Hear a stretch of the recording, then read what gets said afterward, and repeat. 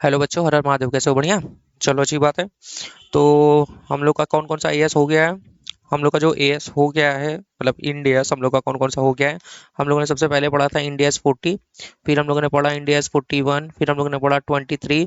अब हम लोग पढ़ने जा रहे हैं इंडियस 2, इन्वेंट्रीज। आप लोगों ने पढ़ा होगा, सी इंटर में वैल्यूएशन ऑफ इन्वेंट्री एएस 2 उसमें भी था।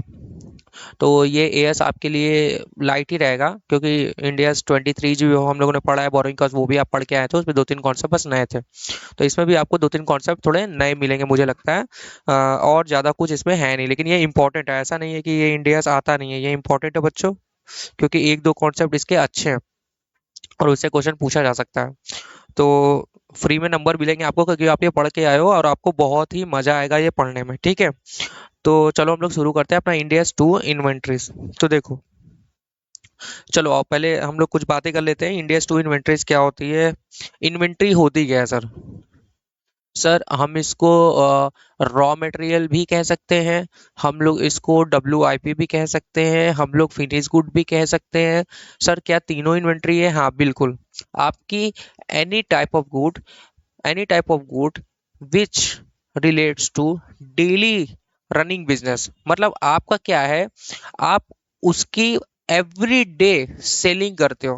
मतलब आपका वही जो है मेन आइटम है डील करने का। जो भी आप डील कर रहे हो, dealing in goods and services, that item it's will be included in inventory. तो सर इन्वेंट्री में आपने बोला डील करते हैं, लेकिन रॉ मटेरियल तो हम लोग डील नहीं करते। लेकिन बच्चों, रॉ मटेरियल से ही आपकी फिनिश गुड रेडी होती है। अगर आप मैन्युफैक्चरिंग डिपार्टमेंट में हो तो वो रॉ मटेरियल आपका यूज होता है फिनिश गुड बनने को। तो that is also your inventory. Sir inventory मतलब क्या? हिंदी में बोला जाए तो क्लोजिंग स्टॉक, यानी रहतिया इसको हिंदी में बोलते हैं। हिंदी मीडियम वाले बच्चे जानते होंगे कि रहतिया मतलब आपका जो स्टॉक है, माल है, क्या आपके लिए माल होगी। सर जो डे टू डे सेल के लिए यूज होती है वो हमारे लिए माल होगा, स्टॉक हमारा माना जाएगा। सर अपने को इतना इसको तवज्जो क्यों दिया जाता है, इंडियस 2 इसके लिए क्यों लाया गया, इन्वेंट्री को क्यों इतना महत्व है? क्योंकि देखो बच्चों, जो इन्वेंट्री है, जो आपका क्लोजिंग स्टॉक, आपको पता होगा जो हम लोग ट्रेडिंग अकाउंट जब बनाते हैं तो क्लोजिंग स्टॉक लिखते हैं, टी शेप में पहले बनाते हैं, लेकिन अभी भी बनाते हैं, लेकिन बैलेंस शीट का जो आपका कंपनीज के बैलेंस शीट का जो फॉर्मेट है उसमें भी चेंजेस इन इन्वेंट्री लिखा जाता है, ओपनिंग माइनस क्लोजिंग स्टॉक। तो क्लोजिंग स्टॉक को इतना महत्व इसलिए दिया जाता है क्योंकि क्लोजिंग स्टॉक डायरेक्टली रिलेट करता है प्रॉफिट को। अगर आपने क्लोजिंग स्टॉक ज्यादा दिखा दी, एक्सेसिव क्लोजिंग स्टॉक, तो आपकी प्रॉफिट उतने से ही बढ़ जाएगी। समझ रहे हो? तो इसीलिए मिस रिपोर्टिंग करने के लिए क्लोजिंग स्टॉक को यूज किया जाता है। और ट्रू एंड फेयर पोजीशन आपकी नहीं पता चल पाएगी, क्योंकि आप क्लोजिंग स्टॉक को नेटवर्थ में भी यूज करेंगे बच्चों, आप प्रॉफिट अपनी ज्यादा दिखाएंगे। तो ये सारी चीजें, इसीलिए इंडियस का एकदम स्ट्रिक्ट गाइडलाइंस है कि भैया आपको ऐसे ऐसे यूज करना है। और मैंने आपको बताया कि इसमें कोई भी इन्वेंट्री आ सकती है, जैसे रॉ मटेरियल हो गया, WIP हो गया, फिनिश गुड हो गया, और कंज्यूमेबल भी एक आइटम होते हैं। AS2 में भी एक कंज्यूमेबल नाम का शब्द आपने सुना होगा। सर कंज्यूमेबल क्या होते हैं? वो भी रॉ मटेरियल होते हैं। देखो रॉ मटेरियल ही होते हैं, लेकिन कंज्यूमेबल क्या होते हैं? एक ऐसे कंज्यूमेबल, सॉरी, एक ऐसी चीज जो आपने किसी असेट्स को रेडी करने के लिए रखी हुई है और उसका यूज होने के बाद उसका जो वो अस्तित्व वो खत्म हो जाता है, डेट विल बी कंज्यूमेबल। मतलब कि कहने का क्या मतलब है, कोई चीज है, कोई आइटम है, आपने उसको रखा है फिनिश गुड पे यूज होने के लिए, तो वो आपका कंज्यूमेबल। तो यही चार चीजें यहाँ पे अपनी कवर होती है। हम लोग इसी चार चीजों का वैल्यूएशन पढ़ेंगे, मेजरमेंट पढ़ेंगे, रिकग्निशन पढ़ेंगे, और दोबारा अगर अपने को रीमेजरमेंट करना होता है तो वो कैसे होगा, इसका डिस्क्लोजर क्या क्या होगा वो पढ़ेंगे। एक चीज यहाँ पे नया आपको पढ़ने को मिलेगी कि अगर आपने कॉस्ट और NRV which ever is lower book किया है, तो आपको तो मालूम ही है ना, आप उसका जो वैल्यूएशन लॉस बुक करोगे। और फिर अगर वो क्या होती है आगे चल के, प्रॉफिट अर्न करती है, मतलब आपने पीछे वैल्यू किया, जैसे मान लेते हैं कॉस्ट थी आपकी 100, NRV आ गई 80, तो आप तो NRV पे करोगे। जस्ट एक एग्जांपल। तो आपका यहाँ 20 का लॉस हो गया। फिर आगे चल के अब आपकी कॉस्ट जो थी 80 हो गई, और आपकी NRV जो थी, मान लेते हैं कि कॉस्ट से ज्यादा NRV हो गई, ठीक है, आपकी 120 हो गई। मतलब 80 से 40 बढ़ गई है आपकी 120। तो यहाँ पे आपका 40 का फायदा दिख रहा है, लेकिन आप तो वैल्यू करोगे 80 से। लेकिन यहाँ पे कहा जाता है कि आप रिवर्स वैल्यूएशन कर सकते हो उतना जितना आपने पहले लॉस बुक किया है इन्वेंट्री के सापेक्ष में, मतलब 20 का जो है आप बुक कर सकते हो। तो ये चीज भी हम लोग यहाँ पे पढ़ेंगे। मैं आपको बस बता रहा हूँ कि अपने को पढ़ना क्या क्या है। अभी हम लोग पढ़ेंगे सारी चीजें, मैं आपको एक ओवरव्यू दे रहा हूँ, ठीक है। और इसमें कुछ कुछ चीजें जो सबसे मेन चीजें इस बार आईसीआई ने क्वेश्चन भी ऐड किए कुछ नए नए, कि कॉस्ट ऑफ इन्वेंट्री में क्या क्या चीजें जाएंगी। तो देखो सिंपल सा हम लोगों ने बचपन से पढ़ते आए हैं कि सर इन्वेंट्री की कॉस्ट में, माल की लागत में वही चीजें जाती है जो इन्वेंट्री को खरीदने से लेके अपने गोडाउन तक पहचान पहुंचाने तक के सारे खर्चे वो हम अपने इन्वेंट्री के कॉस्ट में जोड़ेंगे। तो बस यही है यार पूरा इंडिया से, और कुछ है ही नहीं इसमें। चलो मैं पढ़ा देता हूँ आप लोग को, वैसे तो कहोगे सारी ये तो आप छोड़ ही दीजिए, हम लोग इसको अपने आप पढ़ लेंगे। हाँ आप पढ़ लो, मुझे भरोसा करो ना मेरे पे। तो देखो आ जाओ। वैसे एक चीज मैं आपको ये बता रहा हूँ कि अब जो अपनी वो दिक्कत थी, ये जो हिल जाती थी, ये अब नहीं होगी, ठीक है। तो मैंने दिखाया टेक्नीशियन को, तो उसने बता दिया, ये बदले में उसको मैंने अकाउंटेंसी का ज्ञान दिया उसको थोड़ा सा। तो देखो Ind AS two, sir inventories, sir inventory, inventory तो सर हम लोग पढ़े हुए हैं सर, इन्वेंट्री हम लोग कितनी बार पढ़ चुके हैं सर। आप क्या आप इसको पढ़ा, अच्छा चलो ठीक है पढ़ लो बच्चों, इतना कुछ नहीं है, बहुत जल्दी हम लोग पढ़ के इसको खत्म करेंगे।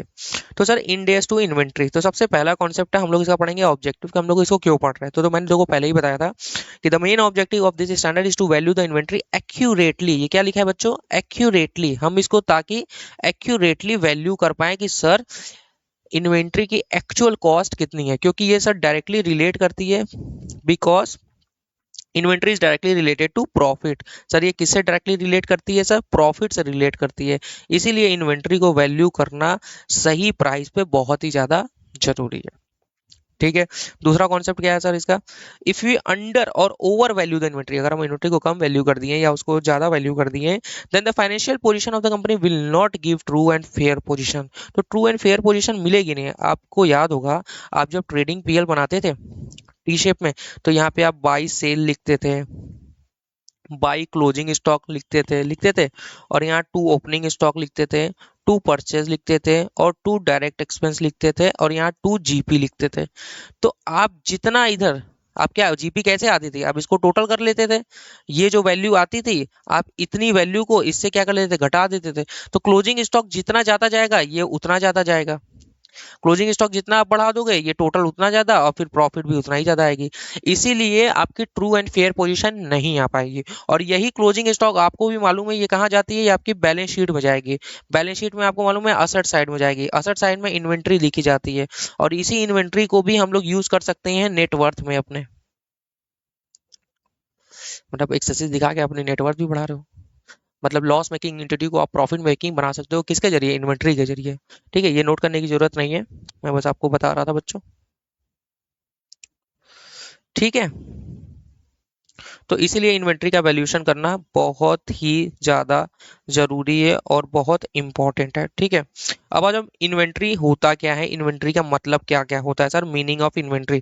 As per the provision of India two there are three type of inventory, तीन प्रकार के सर अपने इन्वेंट्री होते हैं, तीन तीन प्रकार के इन्वेंट्री हमारे होते हैं सर। सबसे पहला जो है, कौन कौन सा इन्वेंट्री है sir, held for sale in production that is finish good, मतलब ओह ओह ओह ओह, अरे डीजे वाले भैया ये क्या कर दिया आपने,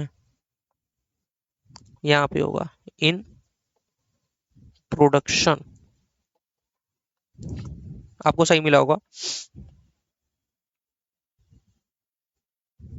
हम्म। तो देखो सबसे पहला होता है सर हेल्ड फॉर सेल, मतलब जो है हमने इसको रखा है किस लिए, सेल करने के लिए, कि सर हम इसको डायरेक्ट खरीदते हैं और एज इट इज बेच देते हैं।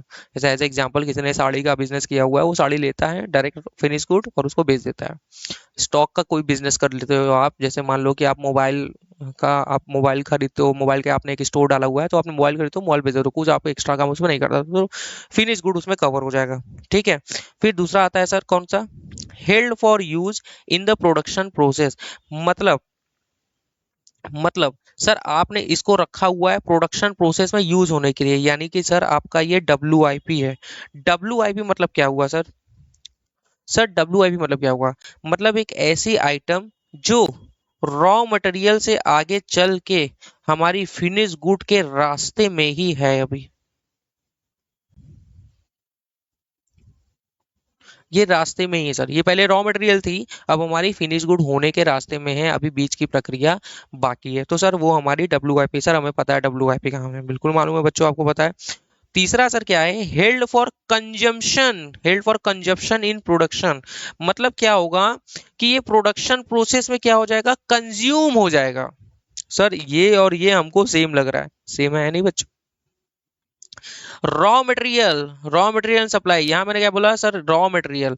रॉ मटेरियल क्या हुआ सर? जो आपकी बेसिक रॉ मटेरियल है वो आपकी मानी जाएगी सर हेल्ड फॉर, सॉरी,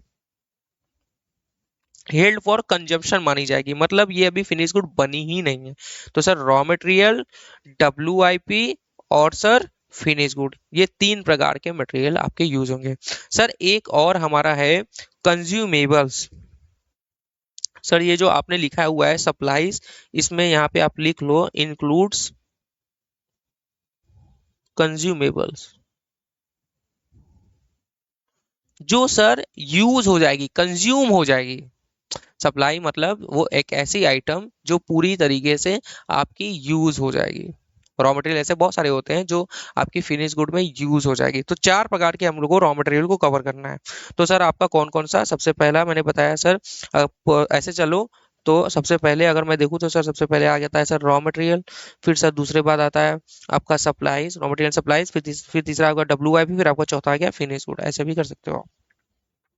अब आ जाते हैं सर क्या क्या जाता है, अब क्या क्या नहीं जाता। देखो मैंने इसी वे में लिखाया हुआ है सारा नोट्स, ताकि आपको याद करने में आसानी हो। सबसे पहला है इंडियस टू का ऑब्जेक्टिव क्या था सर? प्रॉफिट, प्रॉफिट एक्यूरेट होना चाहिए, ट्रू एंड फेयर होना चाहिए, एक्सेसिव या अंडर नहीं होना चाहिए। फिर दूसरा क्या क्या जाता है? तो sir raw material, WIP, supply, finish good. क्या नहीं जाता है? अब आ जाओ क्या नहीं जाता है सर?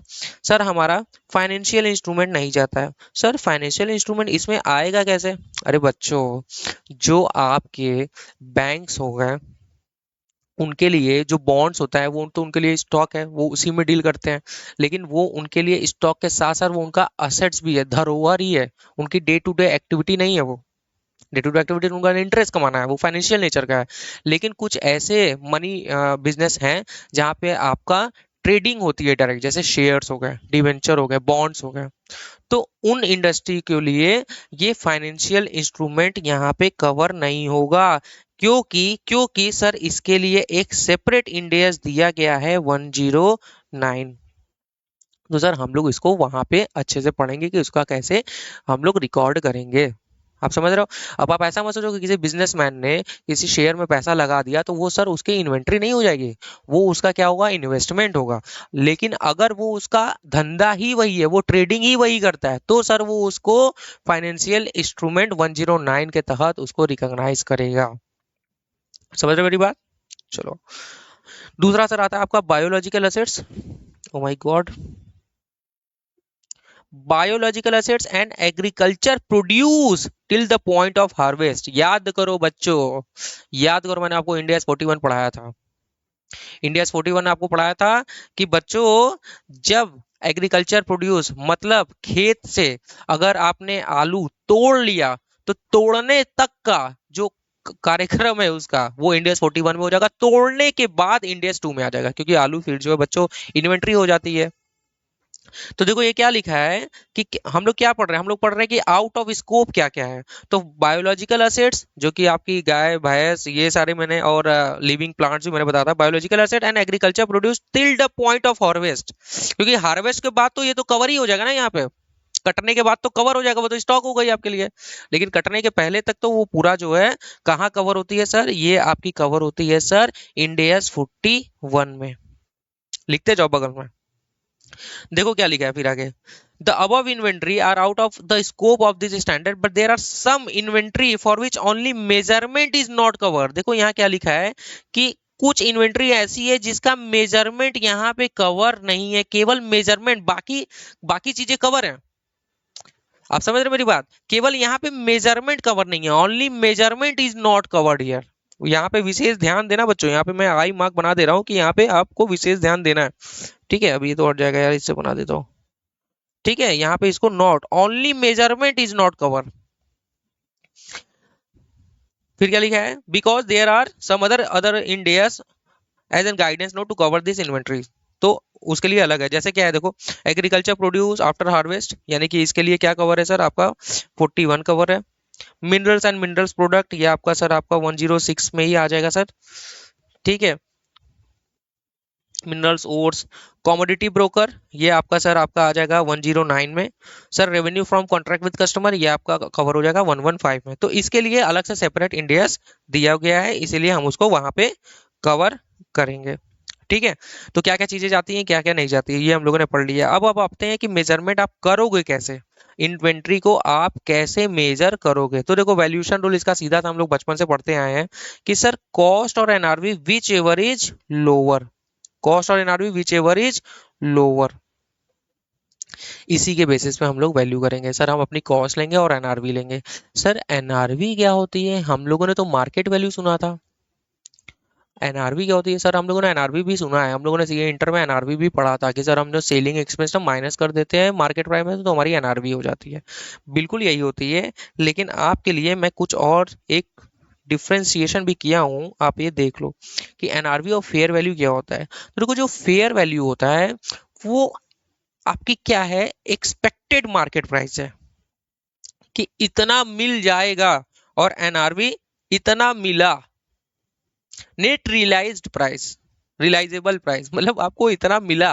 आप ये एक्सपेक्टेशन है, अभी मेरी एक्सपेक्टेशन है कि सर हमको डिफेंडर लेनी है, सर हमको डिफेंडर लेनी है, लेकिन अभी हम लोगों ने महिंद्रा ली हुई है,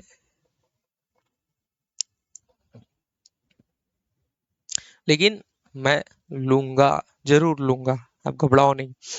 नहीं सर हम लोग नहीं घबरा रहे हैं, ले लीजिए, हम लोग को भी दे दीजिएगा चलाने। अरे बिल्कुल यार ले जाना तुम लोग, पहले मैं लूँ तो सही। ठीक है, चलो ये एग्जांपल हो गई। तो fair value sir, fair value तो फेयर वैल्यू रहेगी, वो 1 आरबी तक पहुंच, अरे लूंगा मैं, तुम घबराओ नहीं, तुम्हारे सामने लूंगा। तो सर फेयर वैल्यू क्या होता है, fair value means expected selling price, fair value means expected selling price at the time of sale of assets in the principal market. Sir आपने ये प्रिंसिपल मार्केट क्यों बोला बच्चों, इसके लिए ना जब हम लोग 113 पढ़ेंगे, जब हम लोग बच्चों इसका 113 पढ़ेंगे ना, फेयर वैल्यू मेजरमेंट, तो आपको मैं बताऊंगा कि प्रिंसिपल मार्केट का क्या रोल होता है। एक प्रिंसिपल मार्केट होता है, एक सेकेंडरी मार्केट। जनरल टर्म्स में अगर मैं आपको बताऊं तो देखो, प्रिंसिपल मार्केट वो मार्केट होता है जहां उस गुड्स का स्पेसिफिकली डील किया जाता है, तो that is called principal market. और एक सेकेंडरी मार्केट होता है, तो principal market is the main market होता है। तो अभी मैं जब 113 आपको पढ़ाऊंगा तो वो भी पढ़ाऊंगा। सर आप कौन कौन सा इंडियस जो है उसी में बता रहे हो, बच्चों सीए फाइनल है, सारी चीजें आपको लिंक होनी चाहिए। आप जब सीए बनो, आप ये मान के चलो कि आप सीए हो यार, ऐसा नहीं करना है कि हम सीए बनेंगे। अरे you are a CA, you are a chartered accountant man and woman. ठीक है, you don't need to underestimate yourself, you are a CA. आपको ऐसा सुनना चाहिए मैं बन गया, बस डिग्री की बाकी है। ठीक है, तो चलो अभी मैं ये सब बोलते रहूंगा ना, बोलता ही रहता हूँ मैं फिर। तो फेयर वैल्यू क्या होती है सर, फेयर वैल्यू होती है जो एक्सपेक्टेड होती है। और रियलाइजेबल वैल्यू क्या होती है sir, realisable it means sir, it means realise price from the sale of goods in the ordinary course of business. मतलब इसको जनरली हमने बेचा तो हमको कितना पैसा मिला, रियलाइज प्राइस होती है सर। ठीक है, अब देखो यहाँ पे मैंने कुछ पॉइंट छुड़वाया हुआ है, अगर आपको लिखना है तो यहाँ आप लिख सकते हो, या अभी छोड़ दो, अभी आप मत लिखो। तो देखो, या आप लिख ही लेते हैं कि जनरल एंट्री सर क्या होती है, इन case of valuation of inventory records eight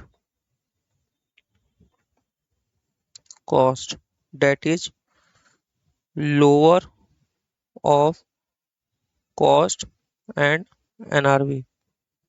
तो सर अगर आपकी लोअर हुई तो आप क्या रिकॉर्ड करोगे सर, सर अपने को तो क्या है, अपने को सिंपल है, जनरल एंट्री जो पहली जनरल एंट्री होगी सर, सर आपकी valuation loss debit to inventory, दूसरी entry PNL debit to valuation loss. कोई भी लेजर आप खोल रहे हो तो आपको उसको बंद करना है।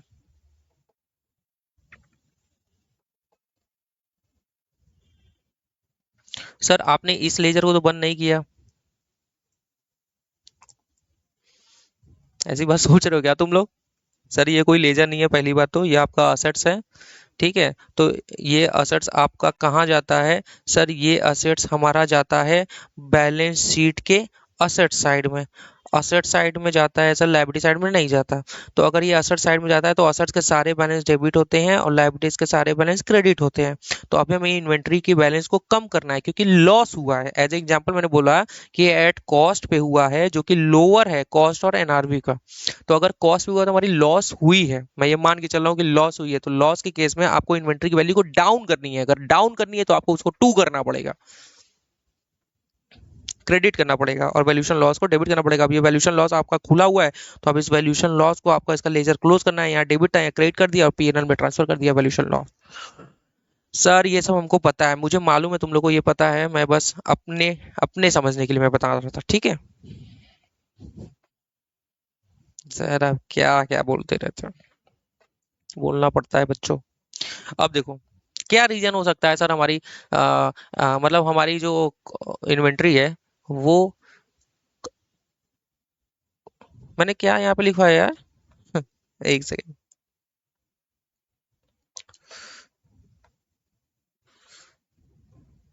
मैंने यहाँ पे लिखा है ना, in case valuation of inventory record at cost lower of cost on NRV.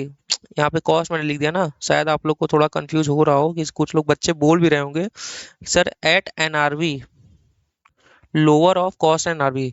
मतलब एग्जाम्पल अगर मैं इसका एग्जाम्पल यहीं पे लिखवा दूं, एग्जाम्पल आपकी जो कॉस्ट है सर 100 है और आपकी जो एनआरवी है वो सर 80 है, तो आपका 20 का वैल्यूएशन लॉस हुआ है। तो सर यहाँ पे जो आप ये लिखोगे यहाँ 20 20 20 20, ठीक है। मतलब कॉस्ट आपकी 100 थी, एनआरवी आपकी 80 है, तो लोअर हो गया तो सर एनआरवी पे होगा। तो सर अपनी एंट्री ऐसी होगी। अभी मैं बताऊंगा आपको, घबराओ नहीं। अगर आपकी वैल्यू ज्यादा हो जाती है, मगर मतलब मैं ये कहना चाह रहा हूँ कि सर अगर आपकी इन्वेंट्री सर यहाँ पे कॉस्ट हमारी 100 है, एनआरवी आपकी 120 हो गई, तो सर हम तो कितने पे वैल्यू करेंगे? हम तो 100 पे ही वैल्यू करेंगे। क्यों? क्योंकि हम लोग प्रूडेंस देखते हैं, हम लोग प्रॉफिट बुक नहीं कर सकते, हम लोग एक्स्ट्रा प्रॉफिट जबरदस्ती का प्रॉफिट नहीं बुक कर सकते। तो हम लोग कॉस्ट एनआरवी लोअर पे ही बुक करेंगे। तो आपको यहाँ इस केस में कोई भी जनरल एंट्री करने की जरूरत ही नहीं है क्योंकि हमारी बुक्स में कोई छेड़छाड़ नहीं हुई है। चलो सर आप क्या बोलते रहते हैं, हमको तो कुछ भी समझ नहीं। ऐसे नहीं बोलो यार, कुछ समझ नहीं आती तुम लोग को। चलो आ जाओ। मैं आपको बता रहा था कि reason for decline in the value of inventory, क्या रीजन हो सकता है कि आपका जो माल है वो कॉस्ट पे भी नहीं बिक पा रहा है, सड़ा गला बेच रहे होगे, थोड़ा अच्छा माल लेके आओ। सबसे पहला कारण कि आपका जो माल है वो इंफीरियर क्वालिटी का है, मतलब खराब है, आपने सड़ा हुआ माल लेके आए। दूसरा, सर ऐसा नहीं है, हम लोग अच्छे माल बेचते हैं, ठीक है कोई बात नहीं। आप उस ऐसी चीज की डील कर रहे हो जहां उसकी डिमांड ही नहीं है। सर आप जो है रेगिस्तान में आप छाता बेच रहे हो। सर आप तो एकदम अलग ही, अरे मैं बता रहा हूँ जैसे एज एग्जाम्पल, तो मतलब आपकी वहां डिमांड नहीं है, या आप इंफीरियर क्वालिटी का गुड्स बेच रहे हो, या या गुड्स, ये तो मैंने बता दिया बच्चों कि आपका डैमेज गुड है और आपकी डिमांड ही नहीं है, या ऑब्सोलीट डिमांड है, या थोड़ी मोड़ी कम डिमांड है सर, बहुत थोड़ी डिमांड है। तो उस केस में आपकी ऐसा हो सकता है कि आपके कॉस्ट में ना बिके। सर ऐसा भी तो हो सकता है कि कंपटीशन बहुत ज़्यादा है। देखो एक चीज़ मैं आपको बताऊं, मेरे फ्रेंड ने भी मुझे, वो तो बिजनेस है करता है, तो मैंने उससे कभी ऐसे ही बातों बातों पूछा था कि देखो क्या होता है, मुझे भी उसकी बात सही लगी थी कि मार्केट में जैसे एक पूरी मार्केट है मान लो, जैसे एज एग्जांपल मैं लेके चलता हूँ कि कोई बैटरी की शॉप है, मार्केट है उसकी पूरी, उसमें किसी इंसान को ये नहीं सोचना चाहिए कि अरे इतने सारे तो खुद ही पड़े हुए हैं, मेरा क्यों बिकेगा। नहीं, डिमांड भले बढ़ जाए कभी भी कंजम्पशन कम नहीं होती, कंजम्पशन बढ़ जाती है। डिमांड मतलब अगर सप्लाई सप्लाई अगर आप ज्यादा भी कर रहे हो तो ऐसा नहीं है कि कंजम्पशन कम हो जाए, कंजम्पशन ज्यादा हो जाती है, खपत बढ़ जाती है। लोग इतनी ज्यादा लोग चीजें यूज कर रहे हैं कि आप सोच भी नहीं सकते। जल्द मतलब तेजी से यूज कर रहे हो। ठीक है बच्चों। तो देखो अभी हम लोगों ने क्या क्या पढ़ा, अगर हम लोग पूरा अभी तक का रिकैप लेते हैं। बहुत सिंपल है यार, देखो इन्वेंट्री सर क्या होता है, ऑब्जेक्टिव क्या था इन्वेंट्री का सर, अपनी डायरेक्टली रिलेट करता है प्रॉफिट को। और दूसरा बात ट्रू एंड फेयर पोजीशन के लिए, क्योंकि हम लोग अंडर और ओवर वैल्यू करेंगे तो हमारी ट्रू फेयर पोजीशन नहीं दिखेगी सर। फिर हम लोगों ने बताया इन्वेंट्री में क्या कहा जाता है sir, raw material supplied, W finish good जाता है, सबका हम लोग वैल्यूशन पढ़ेंगे। फिर उसके बाद क्या क्या नहीं जाता है सर, फाइनेंशियल इंस्ट्रूमेंट नहीं जाता, और आपका एग्रीकल्चर प्रोड्यूस और biological assets, agriculture produce till the point of harvest, तो सर वो सब यहाँ नहीं जाता।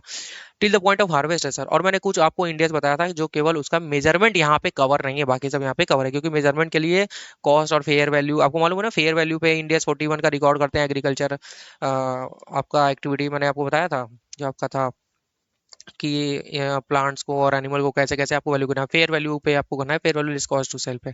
तो उसका मेजरमेंट यहाँ पे कवर नहीं है, क्योंकि अलग से उसका दिया हुआ है। जैसे क्या था, agriculture produce till the point of harvest, फिर उसके बाद क्या था 109 था, फिर उसके बाद था मिनरल्स ओट था, फिर उसके बाद क्या था सर, आप याद करके बताइए क्या था, revenue from contract with the customer था। ठीक ठीक है, तो ये चार चीजें थी वहाँ पे कवर नहीं है। फिर उसके बाद मैंने आपको बताया कि सर सर चलो ठीक है, क्या जाता है क्या नहीं जाता पता चल गया, आप वैल्यू कैसे करेंगे, मेजरमेंट कैसे करेंगे, तो सर कॉस्ट और NRB which ever is lower. Sir फिर मैंने आपको बताया कि कॉस्ट और एनआरबी का डिफरेंस क्या, अरे मैंने आपको बताया फेयर मार्केट वैल्यू और एनआरबी का क्या डिफरेंस होता है। तो फेयर मार्केट वैल्यू जो डिफेंडर जो आप एक्सपेक्ट कर रहे होते हो कि आपको इतनी प्राइस मिल जाएगी, मतलब मैं एक्सपेक्ट कर रहा हूँ कि मुझे डिफेंडर लेनी है।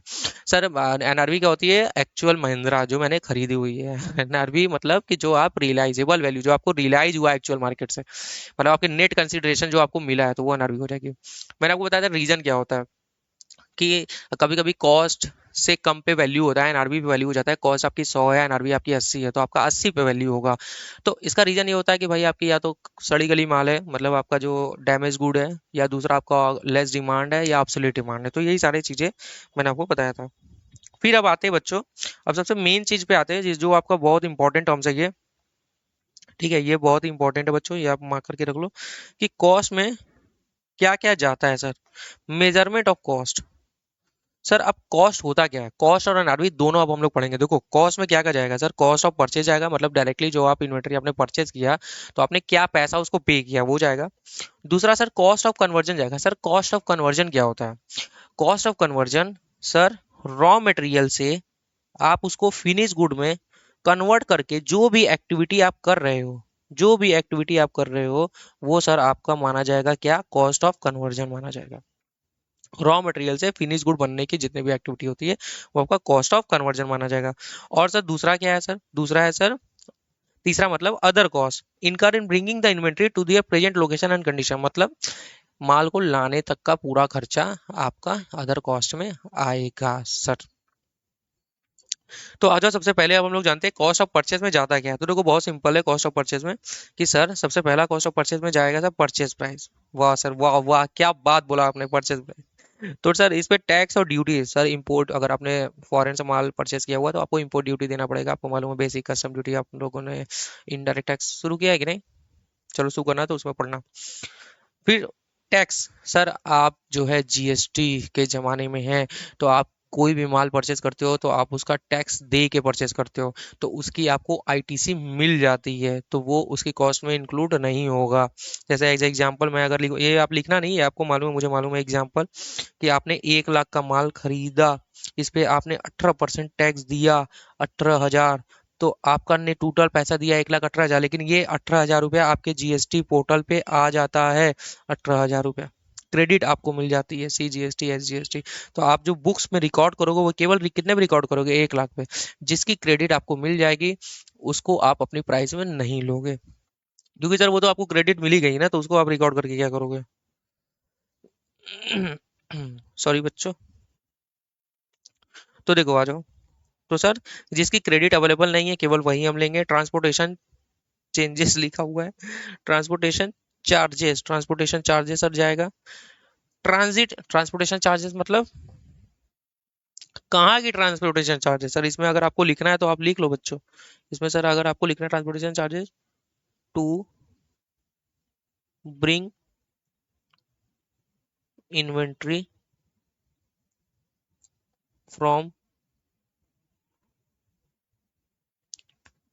सेलर लोकेशन टू फैक्ट्री या गोडाउन, गोडाउन तक पहुंचाने तक का जो आपका उस पर ट्रांसपोर्टेशन, मतलब इनवर्ड, मतलब अगर मैं बेसिकली इसको एक शब्द में लिखूं कि इनवर्ड खर्चे जो है, इनवर्ड का जो भी खर्च है वो उसकी बात कर रहा हूं मैं।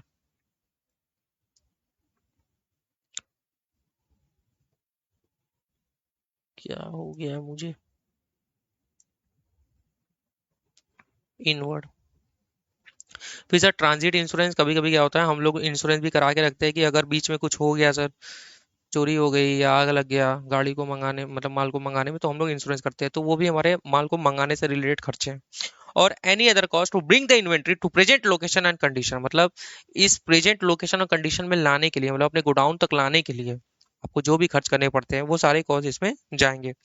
माइनस हो जाता है सर, माइनस हो जाता है, देखो माइनस हो जाता है, ये बहुत ही इंपॉर्टेंट पॉइंट है। सबसे मेन पॉइंट ये है, ये कॉस्ट का, कि सर हम लोग ट्रेड डिस्काउंट को, हम लोग रिबेट को माइनस कर देते हैं तो हमारा कॉस्ट ऑफ परचेज आता है। क्वेश्चन में ये आया था कि इनमें से कौन सी आइटम कॉस्ट ऑफ इन्वेंट्री में नहीं जाता, तो इसमें बहुत सारे थे, purchase price, tax, duty, import, मतलब ट्रांसपोर्टेशन चार्जेस, उसी में एक था ट्रेड डिस्काउंट। तो बच्चों ने ट्रेड डिस्काउंट को ये लिख दिया कि सर इसको कॉस्ट ऑफ इन्वेंट्री में नहीं जाता, इंक्लूड नहीं करते। अरे इसको इंक्लूड करते हैं, इंक्लूड करते हैं और इसको माइनस कर देते हैं, आपको ये बोलना था। आप समझ रहे हो, मतलब ऐसा नहीं कि जो इंक्लूड ही ना करते हैं, इंक्लूड करेंगे लेकिन प्लस करेंगे माइनस करेंगे, ये आपको देखना है। तो इंक्लूड करते हैं और इसको माइनस करते हैं। सर ट्रेड डिस्काउंट क्या होता है, सर हमको पता है। ठीक है, तो मुझे तो अभी बताना होगा ना। चलो आप लोग मजे ले लो, पता है। सर ट्रेड डिस्काउंट वो होता है कि जब हमारा पैसा कहीं फंसा होता है तो हमें बोला जाता है कि देखो यार मैं पैसे नहीं दे पा रहा हूँ, मेरा मतलब किसी से अगर उधार बाकी है मेरा, तो मैं उसे बोल रहा हूँ 1 लाख मेरा दे दो यार, तो वो बोल रहा है कि मैं पैसे नहीं दे पा रहा हूँ। तो वो बोल रहा है कि कुछ मेरे से मांडोली कर लो, मेरे से कुछ सेटलमेंट कर लो कि मैं 1 लाख का 90 दूंगा, चलेगा? सर आप ये सब क्या बता रहे हैं?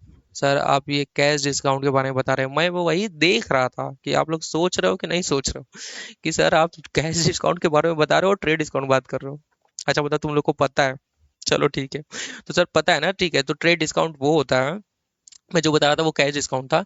तो ट्रेड डिस्काउंट सर वो होता है कि जब आप किसी व्यापारी से आपने कोई भी चीज खरीदी और आपने 1 कुंटल खरीदा, तो सामने वाले ने ऑफर किया कि सर आप अगर 1.5 कुंटल खरीद लेते हो तो मैं आपको ये रेट लगा दूंगा। मतलब आपका एज एग्जाम्पल 100 का रेट लग रहा है तो मैं उस पर 5 रुपए का आपको डिस्काउंट दे दूंगा। That is called trade discount, मतलब directly related to the quantity, मतलब परचेस करते समय जो है। और कैश डिस्काउंट तो सेल, मतलब वो कलेक्शन करते समय होता है। तो ये परचेस करते समय आपको जो भी डिस्काउंट मिलता है तो सर वो है आपका ट्रेड डिस्काउंट। ठीक है, तो वो माइनस हो जाता है, याद रखना। देखो मैंने आपको लिखा भी है कि ट्रेड डिस्काउंट जो है it is related to volume of good purchase, so it should be deduct from the cost of purchase. तो ये डिडक्ट हो जाना चाहिए कॉस्ट ऑफ परचेज से। ठीक है, तो सर क्या क्या जाता है? सर परचेज प्राइस जाता है सर, और सर टैक्स एंड ड्यूटी जाता है जिसका क्रेडिट नहीं मिले। सर ट्रांसपोर्टेशन चार्जेस जाएगा सर, और सर क्या जाएगा? और मैंने आपको क्या बताया अभी? सोचो सोचो, याद करो, नीचे तुम लोग तुरंत देख लेते हो यार। ट्रांजिट इंश्योरेंस और जो है ट्रेड डिस्काउंट और एनी अदर कॉस्ट जो कि प्रेजेंट लोकेशन और कंडीशन को। तो सर कॉस्ट में क्या क्या जाता है? सर कॉस्ट ऑफ परचेज हो गया। सर कॉस्ट ऑफ कन्वर्जन क्या होता है? सर आपने बताया कि रॉ मटेरियल से फिनिश गुड बनाते समय जितने भी खर्चे हैं, तो सबसे चीजें देखो कॉस्ट ऑफ कन्वर्जन में। तो सर सबसे पहले रॉ मटेरियल का ही खर्च होगा जिसको हम लोग क्या जानते हैं, डायरेक्ट मटेरियल। फिर आपको डायरेक्ट मटेरियल पे काम होगा जो क्या लगेगा, डायरेक्ट वेजेस। फिर आपके कुछ ओवरहेड भी लगते हैं सर, ओवरहेड, जिसमें दो आते हैं, एक वेरिएबल ओवरहेड आता है, एक फिक्स ओवरहेड आता है। तो सर इतने सारे चीजें जो हैं जाती हैं हमारी कॉस्ट ऑफ कन्वर्जन में, और plus other cost. Other cost कौन सी सर? अदर कॉस्ट वो कॉस्ट जो कि नेसेसरी है इन्वेंट्री को प्रेजेंट लोकेशन में कंडीशन में लाने के लिए, मतलब कोई अदर कॉस्ट आपने किया हुआ है तो वो भी जाएगी। तो देखो कॉस्ट ऑफ कन्वर्जन में क्या जाएगा सर? कॉस्ट ऑफ कन्वर्जन में क्या क्या जाएगा सर? सर डायरेक्ट वेजेस जाएगा। डायरेक्ट मटेरियल नहीं लिखा है क्या? हम्म, वो आ जाएगा उसमें, चलो देख लेते हैं अभी उसको भी। डायरेक्ट वेजेस, फैक्ट्री ओवरहेड और अदर कॉस्ट। फैक्ट्री ओवरहेड लिखा हुआ है, ठीक है, मतलब ऑफिस का ओवरहेड मत लेना, क्योंकि वो तो आपका मंगाने से रिलेटेड नहीं है, माल को तैयार करने से रिलेटेड नहीं है। तो सर डायरेक्ट वेजेस आपको मालूम है डायरेक्ट वेजेस क्या होता है? वेरिएबल, अब फैक्ट्री ओवरहेड के दो यूनिट होते हैं, एक वेरिएबल ओवरहेड, एक फिक्स ओवरहेड। वेरिएबल ओवरहेड आप लोगों ने कॉस्ट शीट बनाए होंगे सीए इंटर में, आगे भी आपको मालूम ही होगा वेरिएबल ओवरहेड क्या होता है। Directly related with the volume of goods, unit से, क्वांटिटी से डायरेक्टली रिलेट करता है। Directly related with the volume of goods, ठीक है, मतलब इतनी क्वांटिटी हुई और इस पे इतना पर यूनिट हमारा खर्चा हुआ। तो वेरिएबल ओवरहेड निकालते भी कैसे? Number of unit multiply by variable overhead per unit produce. देखो मैंने क्या लिखा है, per unit. Sir per unit produce, ये पर यूनिट आपको दिख रहा है ना, मतलब कितनी यूनिट बनी मल्टीप्लाई में पर यूनिट का खर्चा कितना हुआ, मल्टीप्लाई कर दोगे तो आपका क्या आ जाएगा, variable over, total variable overhead. Sir fix overhead भी होता है, और फिक्स ओवरहेड हमारा कहाँ लगता है? फैक्ट्री, फैक्ट्री में लगता है फिक्स ओवरहेड भी। हाँ बिल्कुल सर, ऐसा लगता है।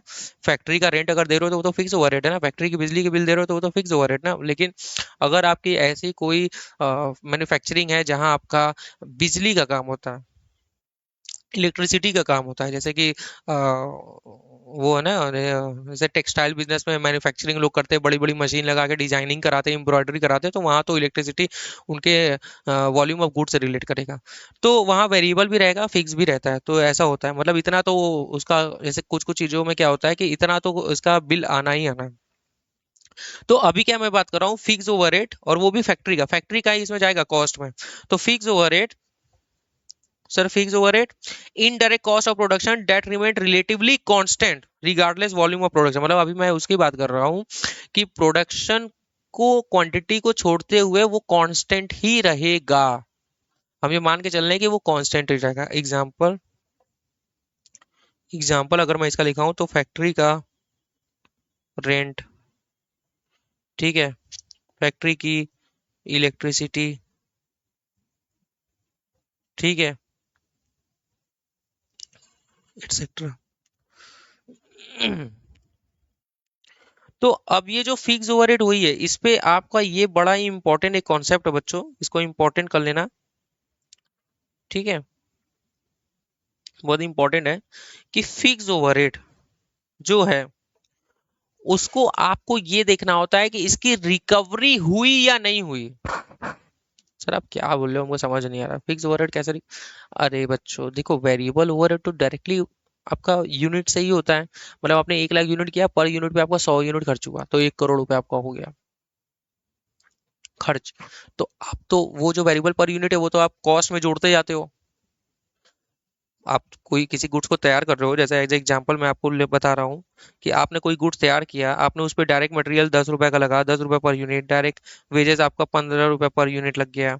हाँ, वेरिएबल ओवरहेड आपका जो है 5 रुपए पर यूनिट हो गया, तो आप उसका गुड्स की प्राइस कितना मान के चलोगे? आप गुड्स का प्राइस मानोगे नहीं, सर हमारी 30 रुपए हो गई, अब इस पे आप प्रॉफिट जोड़ोगे, ऐसा होता है ना। तो फिक्स प्रोडक्शन ओवरहेड भी तो होता है जो आपका फैक्ट्री से रिलेट करता है। तो अगर मैं इसमें बोल रहा हूँ कि sir fix fix production overhead भी है हमारा, फिक्स प्रोडक्शन ओवरहेड भी है, अगर मैं बोलूँ कि फिक्स प्रोडक्शन ओवरहेड भी है, और वो सीधा हमारा जो है बोल दे रहा है कि 10,000 रुपया फिक्स प्रोडक्शन ओवरहेड पूरे जितना भी आपका यूनिट बना है उससे रिलेट करता है, मतलब क्योंकि वो यूनिट से तो रिलेट ही नहीं करता, वो आपका किराया तो जाएगा ही ना फैक्ट्री का। तो अब इस 10,000 को भी तो, अब ये तो फैक्ट्री का है ना, अगर ये ऑफिस का होता तो हम इसको कॉस्ट में नहीं जोड़ते। कॉस्ट में क्या क्या चीजें जाती हैं जो आपकी फैक्ट्री से रिलेटेड होती है, मतलब डायरेक्ट में, डायरेक्ट एक्सपेंस। आप लोगों ने बचपन में पढ़ा होगा ना ट्रेडिंग में, सर डायरेक्ट एक्सपेंस, जो माल को रेडी करने से रिलेटेड सारे खर्चे होते हैं, माल को मंगाने से जो सारे खर्चे होते हैं वो सब हमारे डायरेक्ट एक्सपेंस जाते हैं। तो फैक्ट्री ओवरहेड का 10,000 रुपया, अब इसको कैसे आप इसको बांटोगे? तो इसीलिए पर यूनिट जो आपको निकालना होता है। तो देखो इसमें क्या है, इसमें आप निकालोगे recovery rate, fix overhead recovery rate कैसे निकलता है? तो देखो टोटल फिक्स ओवरहेड लोगे, डिवाइड करोगे नॉर्मल आउटपुट और actual output, whichever is higher, whichever is higher, दोनों में से जो हायर होगा उस पे आप निकालोगे। देखो मैं आपको बता रहा हूँ कि ये है क्या, आ जाओ, एक एग्जांपल लिखो, आपको अभी समझ में आ जाएगा ये क्या है।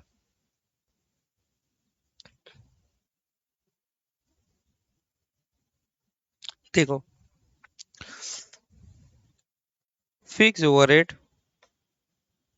Of rupees 1 lakh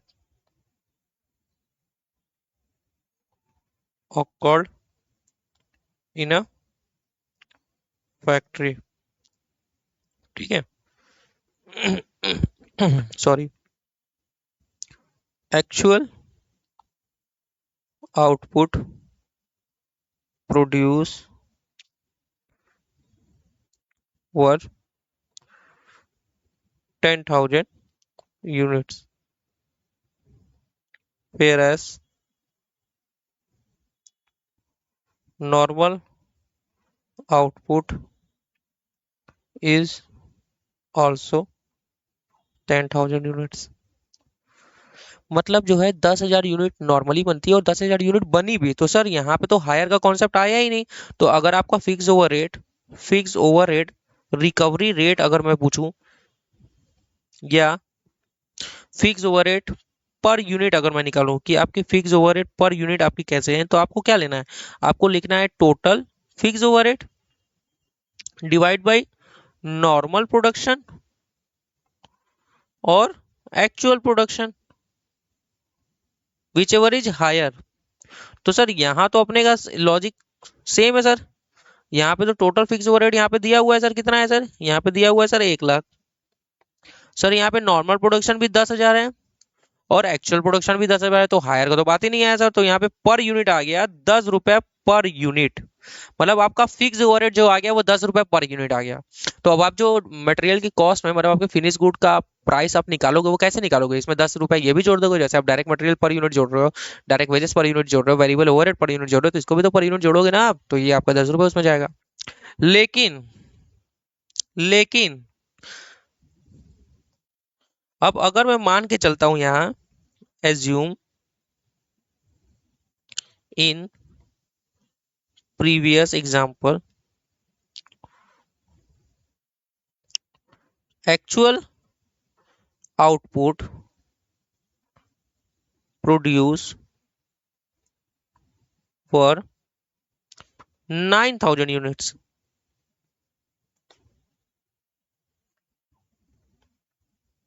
calculate fix overhead per unit. मतलब आपकी जो यूनिट बनी सर 10,000 बन ही नहीं पाई। ऐसा हो सकता है यार, ऐसा क्यों नहीं हो सकता, आपकी डिमांड ही नहीं थी, आप उतना काम ही नहीं किए, तो आपकी मशीन ही खराब हो गई।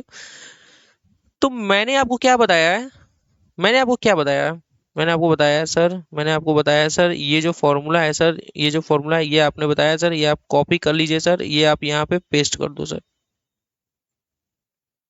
ये क्या हो गया, यहाँ पे आप पेस्ट कर सकते हो ना, पेस्ट कर लूँ मैं, कर लेता हूँ। सर ऐसा शॉर्टकट नहीं मारा करिए आप, क्यों, मेरे पास ऑप्शन में मारूँ क्यों नहीं।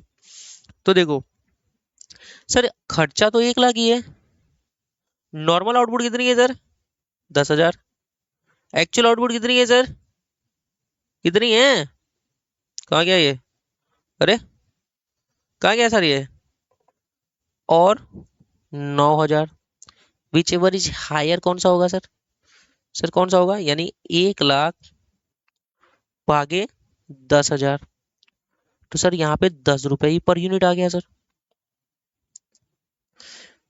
सर आपने 9,000 से क्यों डिवाइड नहीं किया, एक्चुअल आउटपुट तो 9,000 थी ना सर, आप 10,000 से क्यों डिवाइड कर रहे हो। चलो आओ, मैं तुम्हारी बात मान लेता हूँ, मैं तुम्हारी बात मान कर लेता हूँ, ठीक है, कि सर हमारा जो 1 लाख रुपए का खर्चा हुआ है और सर हमारी 9,000 यूनिट बनी है, तो सर हमारी पर यूनिट कितनी आ गई, 1 लाख डिवाइड बाई 9,000।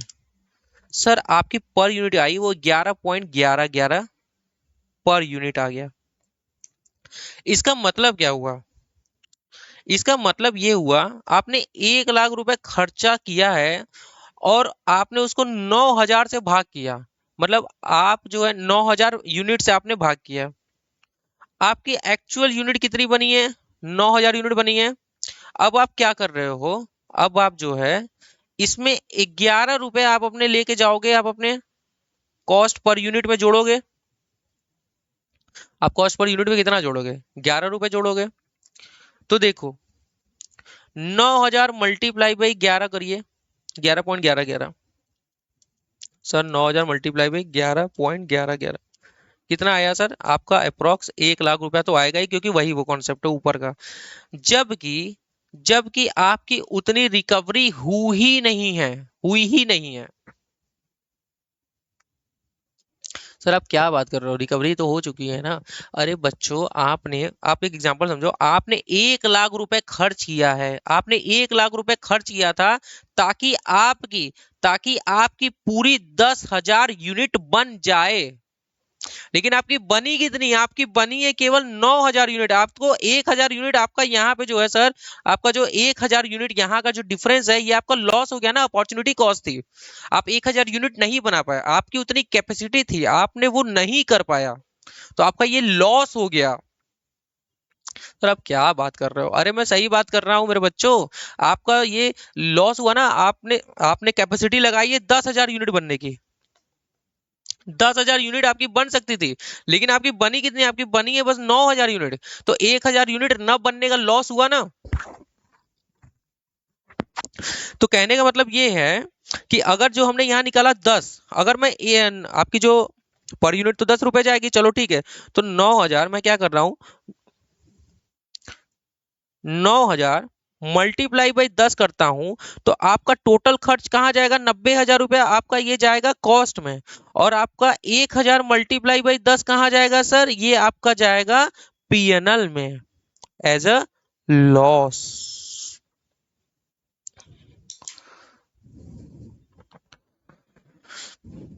सर आप क्या बात कर रहे हैं सर, सर आप क्या बात कर रहे हैं, मुझे तो कुछ भी समझ में नहीं आ रहा है सर।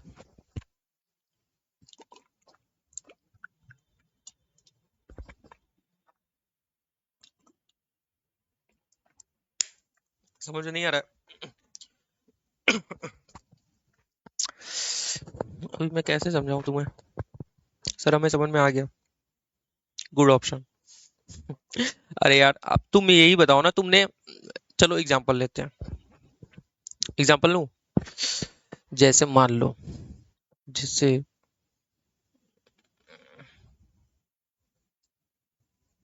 आपने कोई मशीन परचेज किया और उसकी प्रोडक्शन कैपेसिटी की ये जो है इतनी चीजें बना सकती है।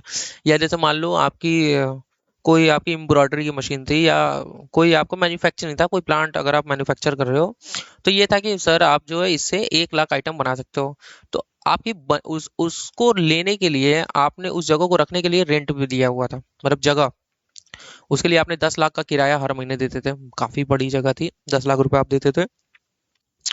तो बच्चों, उस 10 लाख रुपए खर्च करके आप 1 लाख यूनिट बना सकते थे, लेकिन आपकी बनी 90,000 यूनिट। ये तो आपकी 10,000 पर यूनिट के हिसाब से जो खर्च है, तो आपको वो लॉस हुआ ना, वो आप रिकवर कर ही नहीं पाए। अगर आप 10,000 यूनिट बना देते तो वो तो आप रिकवर कर देते ना बेच के, कि भैया हमारी पूरी खर्चे रिकवर हो गई। आप समझ रहे हो कि नहीं, कि आप पूरी यूनिट बना देते तो आप रिकवर कर लेते। आप कुछ मतलब जैसे जैसे देखो पुराने एग्जांपल में क्या था, कि मैंने 10 रुपए पर यूनिट के हिसाब से दिखा दिया, तो ये तो पूरी अपनी रिकवर हो जाएगी ना। मतलब 10,000 यूनिट आपकी बनी है, मल्टीप्लाई बाई 10, यानी 1 लाख रुपए हमारे खर्च हुए थे, 1 लाख हमारे पूरी वसूल हो जाएंगे, किससे, यूनिट से हमारी वसूल हो जाएंगे। लेकिन इस यहाँ क्या हुआ, कि आपकी जो एक्चुअल है वो कितना है, वो आपका 9 ही हजार है। आपकी 1,000 बनी नहीं पाई, तो 1,000 से आपका क्या हो गया, नुकसान हो गया बच्चों। चलो सर, इसी में एक और एग्जांपल भी करा सकते हैं क्या। यहाँ पे मेरे जगह नहीं है, आप यहाँ जो है लिखो अपने पे, अपने कॉपी में लिख लेना आप। ठीक है, अगर आपके पास जगह है तो आप लिख लेना। Example, assume in previous example that actual unit produce were 12,000। Calculate fix overhead per unit. Sir अब बताइए सर, सर अब मैं बताऊंगा सर। अब आप सर 12,000 से भाग करोगे। हाँ वो तो मैं करूंगा ही, क्योंकि मैंने पहले ही बताया है कि एक्चुअल आउटपुट और normal output whichever is higher. Sir अभी आप ये कैसे कर रहे हैं सर, आप ये कैसे कर सकते हो, ये जो है इतनी तो यूनिट भी नहीं है सर, इतनी तो यूनिट है बच्चों।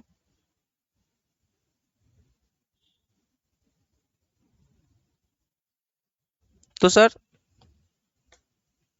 खर्च हुए हैं सर हमारे 1 लाख, नॉर्मल प्रोडक्शन सर हमारा कितना आता है 10,000, और ये यूनिट्स है, और ये 12,000। कितना 12,000 है ना? हाँ 12,000 यूनिट। तो विच एवर इज हायर कौन सा होगा सर? 12,000।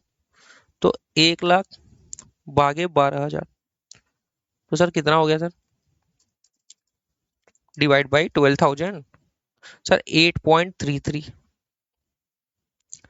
सर, सर आपका 1 रुपये 77 पैसे, कितना आप सोच रहे हो?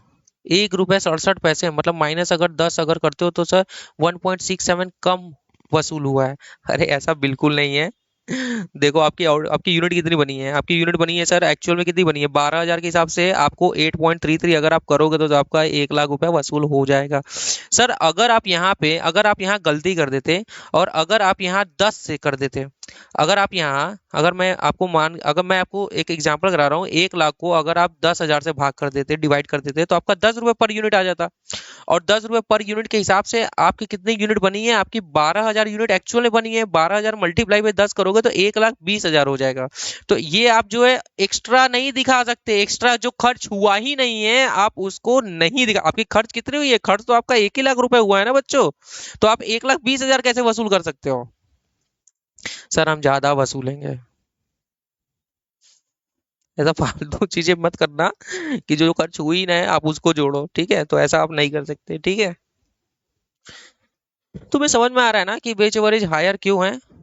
सर पहला, आपको जो लॉस हुआ है वो आपको दिखाना है, वो आप कॉस्ट में नहीं जोड़ सकते पर यूनिट में।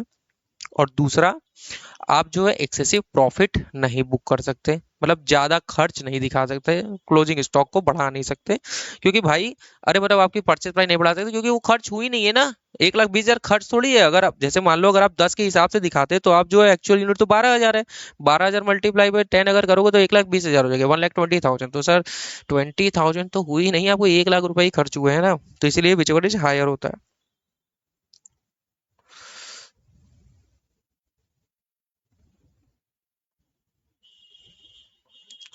समझ में आ रहा है कि नहीं? बहुत ही मस्त टॉपिक है यार ये।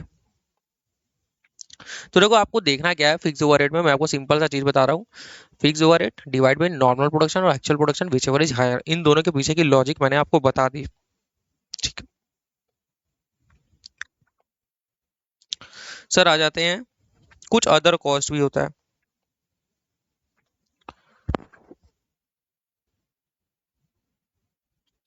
सर अदर कॉस्ट क्या होता है बताओ ना मैं। Expenses which are directly related with the production of goods and not covered earlier had been included in the cost of inventory. Sir जो डायरेक्टली रिलेटेड है हमारा प्रोडक्शन से, आपका कोई ऐसी कॉस्ट जो आपकी प्रोडक्शन में यूज होती है और जो और कहीं कवर नहीं हुई है, तो सर हमारी कॉस्ट ऑफ इन्वेंट्री में जाएगी ही, क्योंकि वो फैक्ट्री के खर्च है, वो प्रोडक्शन का खर्च है। ठीक है सर।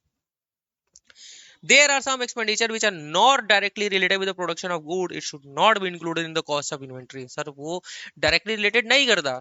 आप जो है सेल्स पर्सन रखा हुआ है, आपने जो ब्रोकर रखा हुआ है, अपने गुड्स को जब आप तैयार हो जाता है तो आप उसको सेल कराते हो, उसके लिए आपने ब्रोकर रखा हुआ है। तो भाई वो तो माल को रेडी करने से रिलेटेड थोड़ी है, वो आपका प्रोडक्शन से रिलेटेड नहीं है, वो तो आपको सेलिंग एक्सपेंस है, वो नहीं जाएगा। आपने एसी लगवाया हुआ है, आपने एक प्रॉपर शोरूम बनवाया हुआ है, आपका डमी आपने दिखाया हुआ है वहां पे शोरूम में अच्छी खासे, मतलब खर्चा किया हुआ है, स्टाफ रखा हुआ है, सेल्स पर्सन रखा हुआ है, तो सर ये तो सेलिंग एक्सपेंस है ना सर, नहीं जाएगा। सर आपने एक जो है हायरार्ची बनाया हुआ है, मैनेजर बनाया है, मैनेजर रखा हुआ है आपने। सर आपने एक अकाउंट्स विंग रखा हुआ है, तो ये पूरा एडमिनिस्ट्रेशन है, तो सर ये तो बनाने से रिलेटेड खर्च है नहीं, मैन्युफैक्चरिंग से, तो सर ये नहीं जाएगा। तो देखो क्या क्या है। तो सबसे पहला सेलिंग ओवरहेड नहीं जाएगा, selling and administration overhead. Distribution overhead भी हमारा नहीं जाएगा, जो हमारा सेलिंग से रिलेटेड ये होता है, डिस्ट्रीब्यूशन के भी खर्चे। Storage cost, sir storage cost ही बड़ा इंटरेस्टिंग कॉन्सेप्ट है। देखो स्टोरेज कॉस्ट जैसे एग्जांपल मैं आपको बताऊं, आपका वो क्या था वो यार, वो उसको क्या कहते हैं यार, स्कॉच कहते हैं क्या वो? जितनी महंगी होती है, जितनी पुरानी होती है उतनी महंगी होती है, शायद स्कॉच ही होती है ना वो, या विस्की विस्की शायद होती है ना कि बहुत पुरानी। तो उसको लोग बड़े बड़े कंटेनर में रखते हैं और उसको 10-20 साल तक उसको रखते हैं, फिर आप बेचते हो। तो अगर वो नेसेसरी है, और जैसे ये तो एग्जाम्पल में बताया, और दूसरा कुछ चीजें ऐसी होती है जिसको आपको रेडी करने के लिए पहले उसको कोल्ड स्टोरेज में रखना पड़ता है, तभी वो गेट रेडी होता है। तो unless it is necessary for ready to use और ready to sell, then only it will be included in cost, otherwise it will not included in cost, it will transfer to penal account, charge to penal account। देखो क्या लिखा हुआ है, unless it is necessary in production process before a further production stage। मतलब आगे की process में जाने से पहले उसको स्टोरेज करना जरूरी है, थोड़े समय के लिए इसको रोकना जरूरी है। मतलब वो स्टोरेज में करने के बाद ही जो है वो यूज हो सकती है। वो स्टेप मतलब स्टोरेज आपको स्टोर उतने समय के लिए करना ही पड़ेगा, फिर आपकी जो है अगले स्टेप पे जा सकती है। तो ठीक है, हो जाएगा। Any other expense which are not related with the production of goods, sir production से रिलेटेड कोई खर्चा नहीं है तो वो सर नहीं जाएगा।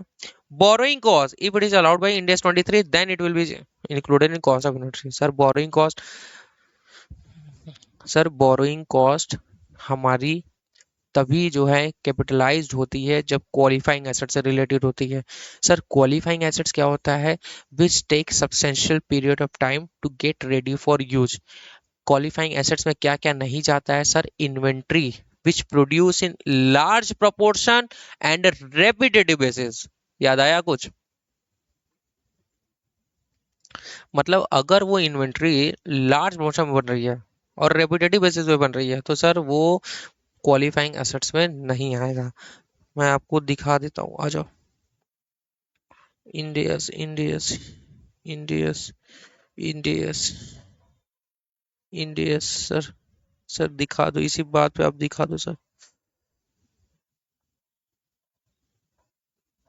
ये देखो, यहाँ पे देखो ये सारी दिक्कत आती रही है ना।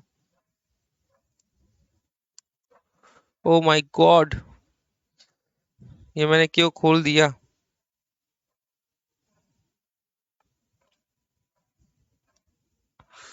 देखो देखो देखो कहाँ गया, देखो।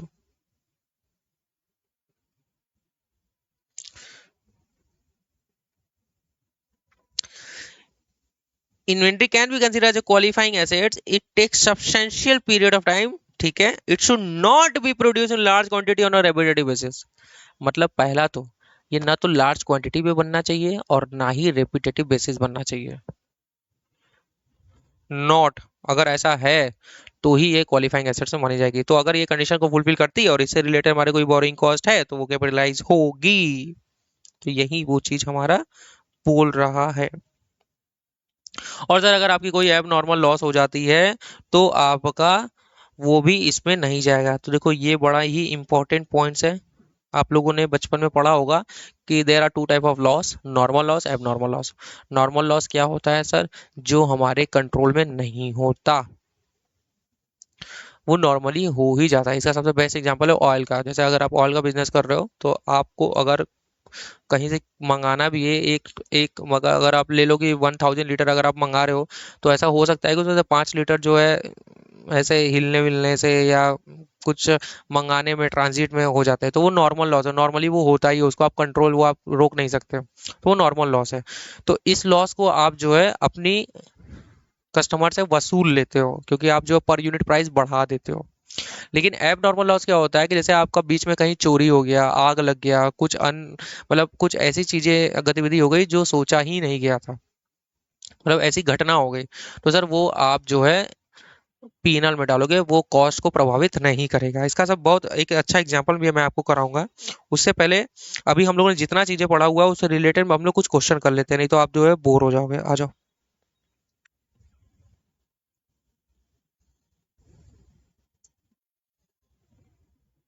देखो क्या लिखा हुआ है, स्टडी मेट का ही क्वेश्चन है तो घबराना नहीं।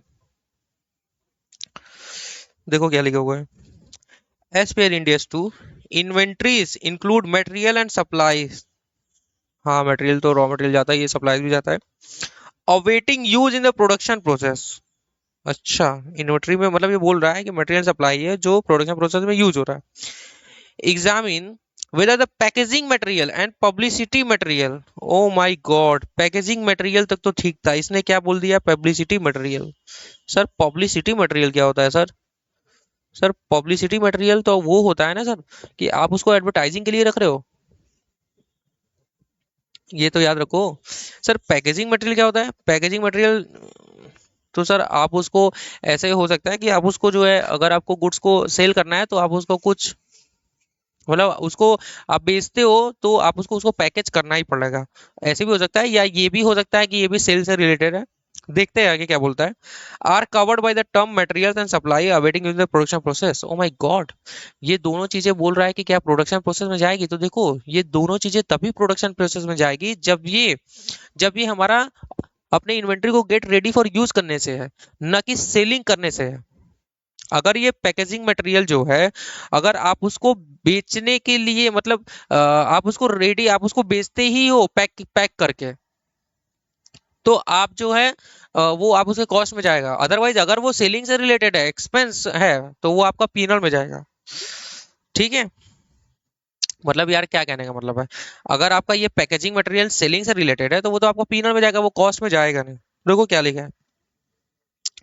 While the primary packaging material may be included within the scope of term material and supply awaiting use in the production process, but the secondary packaging material and publicity material, देखो क्या बोला कि यहाँ पे जो आपका पैकेजिंग और publicity material है can not be so included if these are selling cost which are required to be excluded as per Ind AS two. अगर वो सेल से रिलेटेड है तो सर वो नहीं जाएगा।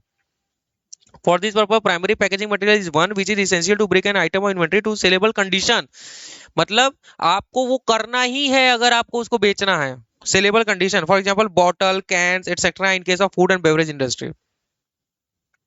मतलब अगर आप जो है, जैसे वो था ना, क्या नाम है, पैक करके खाना देना पड़ता है, अगर आप जो है उसको होम डिलीवरी के लेके जाते हो तो खाना तो पैक ही होगा ना, तो पैकेजिंग मटेरियल तो भैया वो इन्वेंट्री के कॉस्ट में जुड़ेगा ही जुड़ेगा। Other packaging material required for transporting and forwarding the material will normally be in the nature of secondary packaging material। तो सर वो पीएनएल में जाएगा। ठीक है, ट्रांसपोर्टिंग और फॉरवर्डिंग के लिए, मतलब ऐसा नहीं है कि उसके बिना वो बिक नहीं सकता, बट आपने क्या किया है, आपने उसको जो है फॉरवर्डिंग के लिए यूज किया है, कि आप उसको कुरियर कर रहे हो। ठीक है, वो आके भी लेके जा सकता था, तो वो सर वो आपका एक्सपेंस हो जाएगा, मतलब सेल्स जनरल टर्म्स। अगर वो गेट रेडी टू यूज, मतलब उसको एज इट इज नहीं बेचा जा सकता, तो सर वो उसके कॉस्ट में जाएगा, अदरवाइज पीनल में जाएगा। समझे ना आप? इतना ऐसे घुमा के लिखने की जरूरत नहीं है। सीधा आप जो, अगर वो असेट्स को गेट रेडी टू यूज करने में है, to sell, get ready to sell, तो सर वो कॉस्ट में जाएगा, अदरवाइज नहीं जाएगा।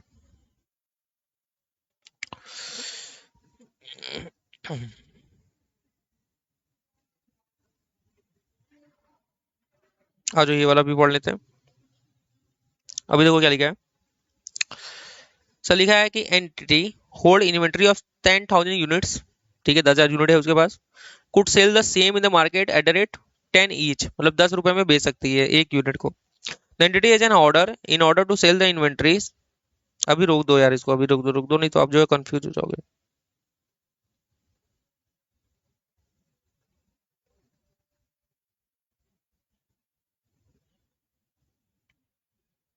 हाँ देखो, ये वाला कर सकते हो, दूसरा वाला क्वेश्चन। अभी इसको छोड़ देते हैं सर, अभी इसको हम नहीं करते।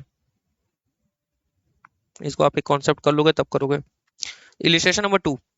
ABC limited by goods from N overseas supplier. आपने कहीं बाहर से आपने खरीदा है, मतलब एबीसी ने खरीदा है।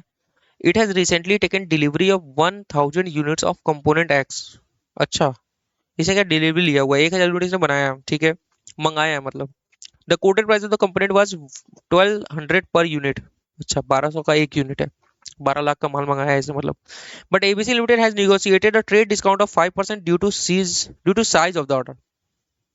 तो 5% डिस्काउंट मिला है, तो सर जो है 5% डिस्काउंट, मतलब ये जो 1,200 की प्राइस थी सर, इसमें से -5% कर लो, सर कितना आ जाएगा? सर 1,200 -5%, तो सर आपको जो एक यूनिट पड़ा है वो 1,140 का पड़ा है, और मल्टीप्लाई में 1,000 यूनिट है आपका। समझ रहे हो ना? ये पर यूनिट है और ये आपका यूनिट्स है, तो सर आपका 11,40,000 का आपका माल पड़ा है। ठीक है सर, ट्रेड डिस्काउंट को हम लोग माइनस कर लेते हैं, वो कॉस्ट ऑफ इन्वेंट्री में इंक्लूड होता है लेकिन माइनस होता है। फिर क्या बोल रहा है, The supplier offer an early settlement discount of 2% for payment within 30 days and ABC Limited intend to achieve this.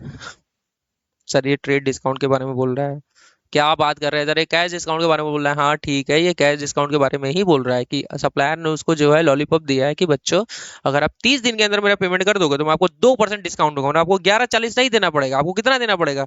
आपको 11,40,000 का, 11,40,000 का आपका 2% डिस्काउंट आपको 22,800 कम देना पड़ेगा, इन्हें को देना पड़ेगा 11,17,200, 11,17,200।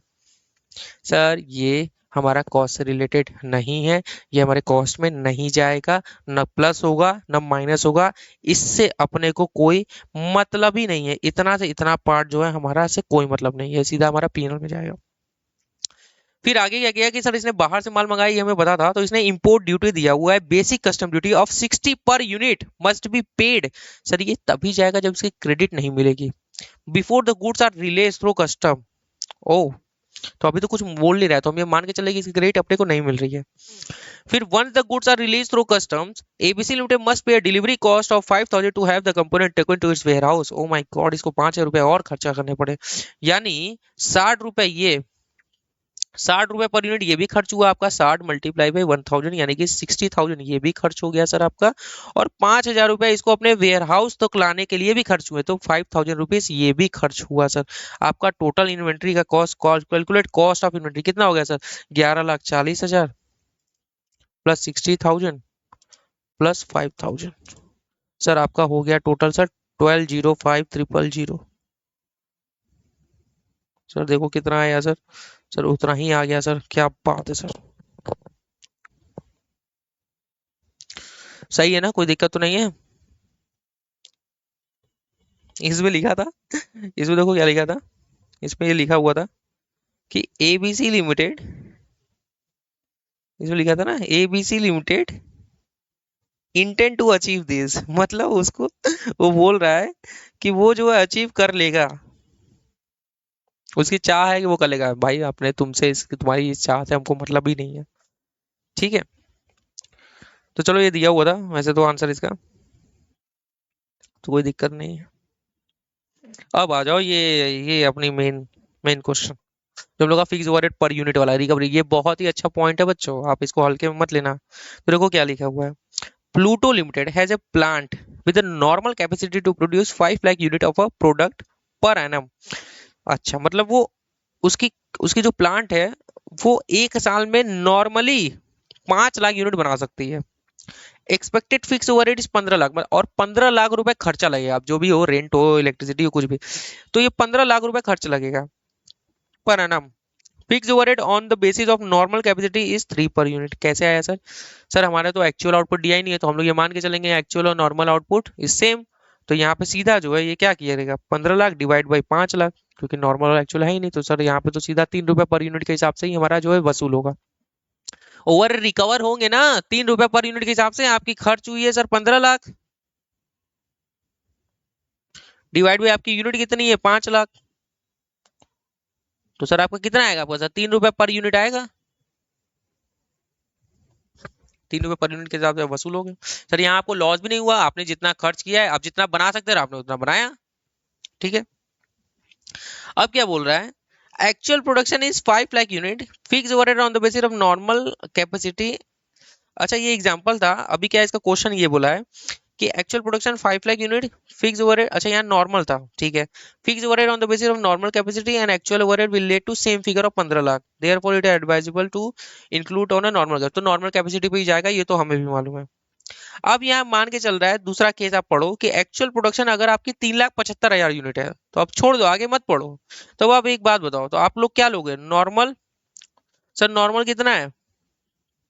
सर नॉर्मली हमारा ये है 5 लाख, और इसका एक्चुअल कितना है सर 3,75,000। तो आप जो है 15 लाख खर्च करके, सर आप 15 लाख खर्च करके 5 लाख बना सकते थे, लेकिन आपने बनाया कितना, 3,75,000, केवल 5 लाख में से 3,75 ही बनाया। तो सर एक पच्चीस जो आपने नहीं बना पाए सर, 1,25,000 यूनिट आप नहीं बना पाए। सर ये क्या है सर? सर ये 1,25,000 जो आप यूनिट आपका नुकसान हो गया सर। तो सर आपकी ये अपॉर्चुनिटी कॉस्ट थी, जो नुकसान हो गए तो आप इसको पीनल में डालोगे। और आपका पर यूनिट का खर्च कितना होगा, मैंने आपको पहले भी बताया था। सर आपको नॉर्मल और actual whichever is higher लेना है। तो सर यहाँ पे 5 लाख यूनिट है, 3,75,000 यूनिट है और 5 लाख यूनिट्स है। तो दोनों में से हायर तो 5 ही लाख होगा। तो 15 लाख मतलब 15 लैक्स डिवाइड बाई कितना, 375 लोगे या 5 लाख यूनिट्स लोगे, विच एवर इज हायर लोगे तो 5 लाख ही रहेगा सर, 5 लाख ही रहेगा। तो सर ये आ जाएगा कितना, 3 रुपए पर यूनिट। यानी 3,75,000 जो यूनिट्स है मल्टीप्लाई बाई 3 रुपए पर यूनिट के हिसाब से कितना हुआ सर, 3,75,000 मल्टीप्लाई बाई 3। तो सर ये आपका हो गया 11,25,000, ये आपका कॉस्ट में जाएगा। और बाकी का 1,25,000 मल्टीप्लाई बाई 3 रुपए पर यूनिट, तो सर ये 7 लाख कितना हो गया, 3,75,000 है क्या, हाँ 3,75,000, सही नहीं है। हाँ सर 3,75,000 ये आपका पीनल में जाएगा। सर आप क्या, क्यों आप उसको पीना, अरे बच्चों आप 15 लाख खर्च करके 5 लाख यूनिट बना सकते थे, आपने 3,75,000 बस यूनिट बनाया।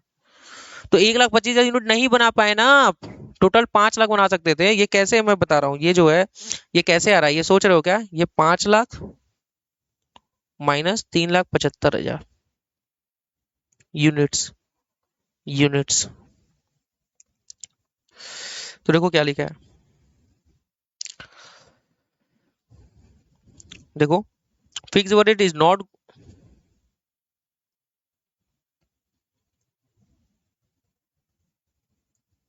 fixed overhead is not going to change with the change in the output, मतलब वो उसके साथ चेंज नहीं होगा सर।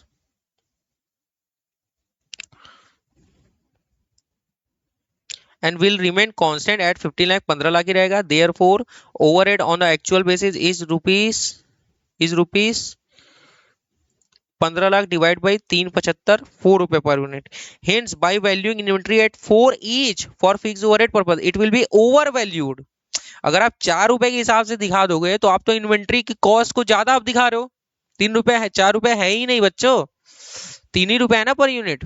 अगर आप 4 रुपए के हिसाब से दिखा रहे हो तो जो आप ज्यादा दिखा रहे हो, मतलब लॉस बुक करना ही नहीं चाह रहे हो। And the loss of 375 will also be included in the cost of inventory, मतलब ये जो लॉस है आप उसको इन्वेंट्री की कॉस्ट में जोड़ दिए आप, leading to a higher gross profit that actually earn, मतलब उतनी आपकी प्रॉफिट है भी नहीं जितनी आप दिखा रहे हो।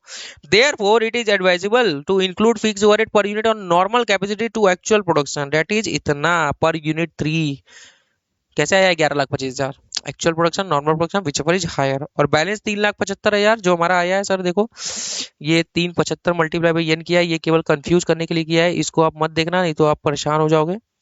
यहाँ पे आईसीआई को करेक्ट करने की जरूरत है वैसे, ठीक है। तो shall be transfer to P&L account as an expense, तो ये 3,75,000 मैंने बताया कि आपको पीनल में जाएगा। ये कैसे आएगा, क्योंकि 1,25 यूनिट कंपनी है, मल्टीप्लाई बाई 3 रुपये पर यूनिट, ठीक है, ठीक है, ठीक है। चलो दूसरा एग्जांपल देख लो। एक्चुअल प्रोडक्शन आपकी 7.5 लाख हो गई, ओ my God, O my God, O my God, O my God. यानी आपकी 15 लाख खर्च हुई है सर, आपकी 15 लाख खर्च हुई है। अब आप कहोगे सर 7.5 लाख से डिवाइड होगा, तो अगर 7,50,000 से आपने डिवाइड कर दिया तो आपका कितना आ गया, 2 रुपए पर यूनिट। तो ये तो सही है ना। अगर आप इसको 7.5 से न करके यहाँ पे अगर आप जो है 5 से डिवाइड करते, 5 लाख से सर अगर आप डिवाइड करते तो आपका ये आता 3 रुपए पर यूनिट, ये आपका आता सर 3 रुपए पर यूनिट। और आपकी एक्चुअल यूनिट बनी है 7,50,000, 7,50,000 ये आपकी यूनिट्स है, मल्टीप्लाई बाई 3 रुपए से अगर आप करते तो आपकी टोटल जो खर्च है वो कितनी आती, वो आपकी आ रही है 22,50,000 रुपया आ रही है। जबकि आपका खर्च हुआ है केवल कितना, 15 लाख। तो आप जो है बाकी का 7,50,000 कहाँ से खर्च कर दिए भैया, हवा में खर्च कर दिया आपने। हाँ ऐसे आप ऑडिट करोगे नहीं ना। तो आप समझ गए, इसीलिए विच एवर इज हायर, तो मतलब इसीलिए यहाँ पे आपको कितने से डिवाइड करना होगा सर, आपको डिवाइड करना होगा सर 7.5 लाख से, 7,50,000 से। तो ये आपका आएगा सर, कितना आएगा सर, यहाँ पे आएगा सर 2 रुपए पर यूनिट सर आएगा। और 2 रुपये पर यूनिट के हिसाब से सर ये हो जाएगा सर, ये आपका हो जाएगा 2 रुपये पर यूनिट के हिसाब से सर, ये आपका हो जाएगा 15 लाख रुपए।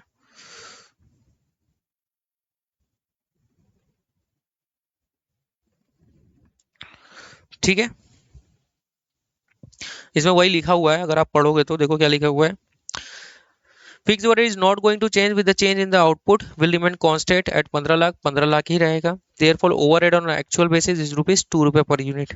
Hence by valuing inventory at 3H, अगर आप 3 से वैल्यू करते fixed overhead, we will be adding the element of cost to inventory which actually has not been incurred, जो खर्च हुआ ही नहीं है। At ₹3 per unit total fix overhead comes to 22,50,000। 3 रुपए के हिसाब से तो 22,50,000 होता, कैसे सर? आपको मालूम ही है, 7,50,000 मल्टीप्लाई बाई 3। ठीक है, तो whereas actual fix overhead is rupees only 15 lakh, therefore it is advisable to include fix overhead. आगे कुछ लिखा होगा, छोड़ो यहाँ तक, मतलब उसी पे जाएगा। समझ में आया ना आपको? मैं जो समझाना चाह रहा हूँ आप वो समझ पा रहे हो कि नहीं, पता नहीं।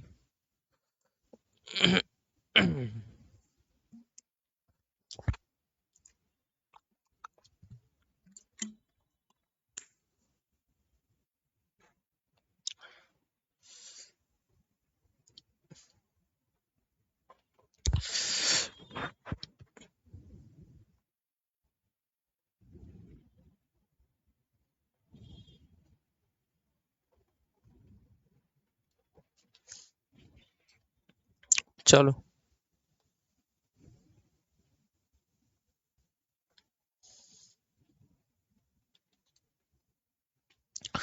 अभी देखो ये क्या लिखा हुआ है, एक क्वेश्चन है ये। Sir normal production capacity, business plan for production overhead of ₹10 lakh per annum, ठीक है, प्रोडक्शन ओवरहेड है 10 lakh. Normal level of production is ₹1 lakh unit per annum, मतलब नॉर्मली जो यूनिट है इसकी वो sir 1 lakh unit per annum रहती है sir. Due to supply difficulty the business was only able to make 75,000 per unit and use in the current year. Other cost per unit were 126. Calculate per unit cost and amount of overhead to be expensed during the year. बोला expense during the year. अब आप एक बात बताओ, इसे बोला कि कितना खर्च होगा, तो देखो अदर कॉस्ट पर यूनिट ये तो ये बोल दिया है सर 126 है। तो सर आप जो फिक्स ओवरहेड पर अगर आप निकालोगे production fixed overhead per unit, fix overhead per unit, तो इसका फार्मूला क्या है सर? एक्चुअल ओवरहेड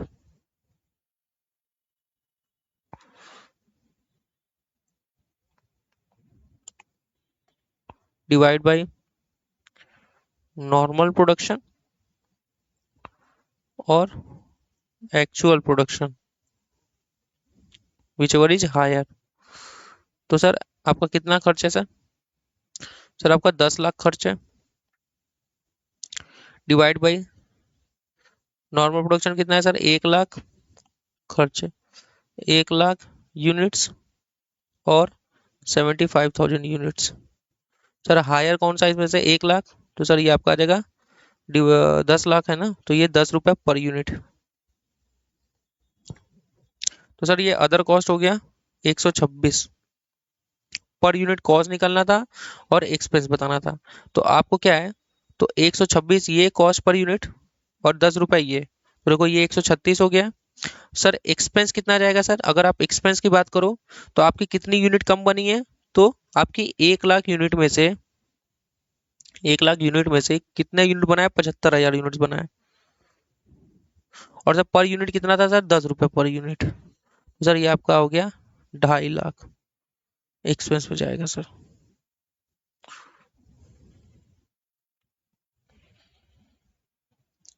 क्योंकि सर हमारा ये रिकवर नहीं हो पाया। तुम्हें समझ में आ रहा है ना कि ये 2.5 लाख कैसे आया बच्चों?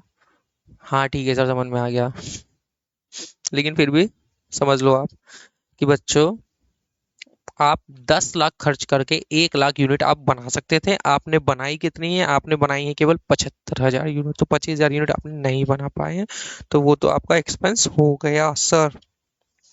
ठीक है सर, सर ठीक है, ठीक है, 2.5 लाख वो आपका एक्सपेंस हो जाएगा। हम्म,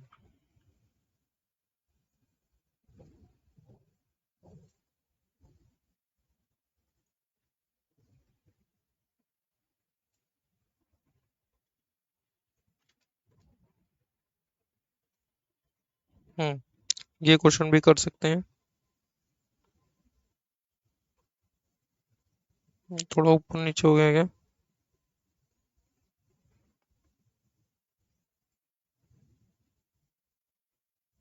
देखो ये, देखो ये क्वेश्चन है, देखो क्या लिखा है। कॉस्ट ऑफ इन्वेंट्री का क्वेश्चन है। Venus trading company purchase car from several country, अलग अलग देशों से वो खरीदती है, कार खरीदती है, defender and all, and sell them to Asian countries.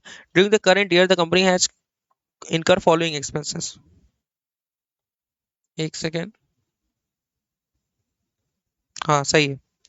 ये जो पार्ट है ना बच्चों, ये जो पार्ट है, ये ये पार्ट इसका नहीं है, ये पार्ट ऊपर वाले का है। ये गलती से यहाँ पे आ गया है, आप लोग के पास शायद सही होना चाहिए। ये पार्ट यहाँ नहीं होना चाहिए, मतलब ये पार्ट जो है, ये वाली जो पार्ट है, इसके बाद जो पार्ट शुरू होना चाहिए वो ये होना चाहिए। तो आप देख लो, तो देखो क्या क्या खर्च हुए हैं। ट्रेड डिस्काउंट ऑन परचेज हुआ है सर।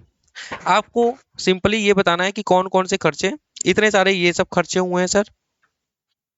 हैंडलिंग कॉस्ट हुए हैं सर, सैलरी दिया है, सेल्स कमीशन दिया है, आफ्टर सेल वारंटी, ये सारे खर्चे हैं। तो इसे पूछ क्या रहा है कि evaluate which cost are allowed by Ind AS two for inclusion in the cost of inventory in the books of Venus. ठीक है, तो अपने तो सिंपल है। तो देखो, as per Ind AS two inventories, cost of inventory include that cost that will relate to the production of goods and all other costs to bring inventory in its present location and condition. तो वो सारे खर्चे जाएंगे sir. Sir trade discount जाएगा कि नहीं जाएगा sir? Sir जाएगा, ट्रेड डिस्काउंट को कंसीडर किया जाएगा, इंक्लूड होगा, और ये माइनस होगा सर। तो sir yes, sir yes. Sir handling cost related to import, आप अलग अलग देशों से मंगा रहे हो, आप मंगा रहे हो, हैंडलिंग कॉस्ट दे रहे हो, इंपोर्ट, तो सर जाएगा yes. Salary of accounting department, sir accounting department को आप सैलरी दे रहे हो, तो उससे आपको माल से रिलेटेड क्या है सर? ये तो आप जो है मुनीमी करने के लिए, मतलब अकाउंटेंसी करने के लिए आपने खर्च किया है, तो सर ये आपका नहीं जाएगा sir, no. Sales commission paid to sales agent, अरे सर ये सेल से रिलेटेड है, परचेस से रिलेटेड नहीं है, तो सर नहीं जाएगा सर। आफ्टर सेल वारंटी, आपने वारंटी दिया कि अगर आपका माल हमारा खराब हो गया तो हम जो है वारंटी देते हैं इसकी, हम इसको रिपेयर करेंगे सर। अरे तो सेल से रिलेटेड है, ये तो आफ्टर सेल कॉस्ट है, नो। इंपोर्ट ड्यूटी, इसमें नहीं लिखा है कहीं भी क्रेडिट आपको अवेलेबल है, तो सर यस। सर इसका जो आंसर होगा यस। कॉस्ट ऑफ परचेज, अरे ये तो बिल्कुल जाएगा ना, आपने जो सप्लायर से खरीदा है जितने का, ये तो सर जाएगा yes. Freight expense, freight inward से रिलेटेड हम ये एज्यूम करके चल रहे हैं, yes. Insurance of purchase, yes. Brokerage commission paid to indenting agents, मतलब एजेंट्स के जरिए आप माल मंगा रहे हो, तो सर माल मंगाने का खर्चा है, यस सर जाएगा। तो सर हम लोगों ने कौन कौन सा यस बोला है सर? सर मैंने बोला है सर, पहला, दूसरा और छठा, पहला दूसरा छठा, 6 7 8 9 10। अच्छा, पहला दूसरा 6 7 8 9 10 are allowed by Ind AS two for calculation cost of inventory. बाकी सर आपका नहीं जाएगा, क्योंकि सर वो तो पीनल में जाएगा, वो हमारा कॉस्ट ऑफ इन्वेंट्री में नहीं जाता। समझ में आ रही है ना? सर आप यहाँ पे ये कैसे कर सकते हैं, ये फ्रेट जो है ये आप कैसे कह सकते हैं? सर आप ये कैसे कह सकते हो ये फ्रेट जो है आपका कॉस्ट ऑफ परचेज से रिलेटेड है? बच्चों हम एज्यूम कर रहे हैं कि हमारा परचेज से रिलेटेड है। सर अगर हमें ये मान के चल गया है कि सर हम ये मान के चल रहे हैं कि हमारा ये जो फ्रेट है वो सेल से रिलेटेड है, तो देखो बच्चों, आप ऐसे केस में दो आंसर लिखोगे। Assuming it is related to the acquisition of inventory, मतलब परचेस करके समय, और दूसरा it is related to the sale of inventory. कभी भी एक एजम्पशन करके आंसर नहीं लिख के आ जाना, दोनों एजम्पशन करके आंसर लिख के आना। ठीक है, चलो ये हो गया अपना। ये देख रहे हो कितना इजी तरीके से ये क्वेश्चन हो रहा है आपको। देखो क्या बोल रहा है, As per Ind AS 2, selling costs are excluded from the cost of inventory and are required to be recognized as an expense in the period in which they are incurred. Otherwise, whether the distribution cost will not be included in the cost of inventory. काय को भैया, क्यों जाएगा वो? Sir selling and distribution cost ये तो हमारा penal में जाता है, तो सर ये हमारा नहीं जाएगा। ठीक है, distribution cost is not specifically mention in India two, this cost would continue to be excluded from the cost of inventory. Sir ये हमारा कॉस्ट ऑफ इन्वेंटरी नहीं जाएगा क्योंकि ये sir directly related with the production of goods से नहीं है sir, ये हमारा सेलिंग एक्सपेंस है सर। ठीक है, ठीक है सर। अगर मैं इसको पढ़ा दूं आपको, देखो क्या लिखा है। Selling and distribution cost are generally used as a single term use होता है because both are related. Selling costs are incurred to effect the sale, and distribution costs incurred by the seller to complete a sale transaction by making the good available to the buyer from the point of sale to the point of buyer take possession। मतलब distribution मतलब उसके घर तक पहुंचाने तक का जो खर्च है वो पूरा आपका होता है। Since these costs are not related to bringing the good to their present location and condition। देखो कीवर्ड्स आप याद रखा करो, प्रेजेंट लोकेशन एंड कंडीशन, जो मैं आपको बार बार बोल रहा हूँ। क्या लिखा हुआ है? Present location and condition. ये आपका जरूरी नहीं है कि आप उसको अपने यहाँ ला के जो है आप उसको फिर बेचो, ये उससे रिलेटेड नहीं है, तो इसलिए इसमें नहीं जाएगा सर। आ जाओ बच्चों।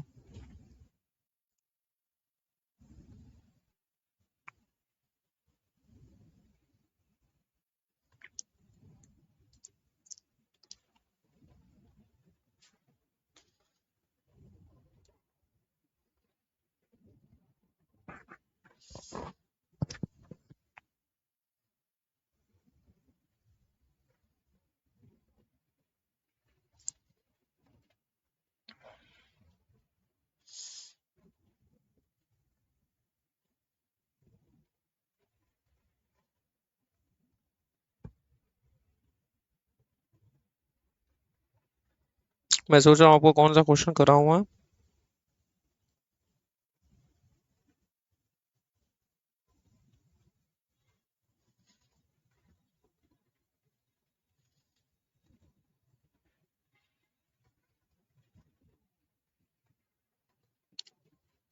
सब सिंपल है यार, ऐसा कुछ घबराना नहीं तुम।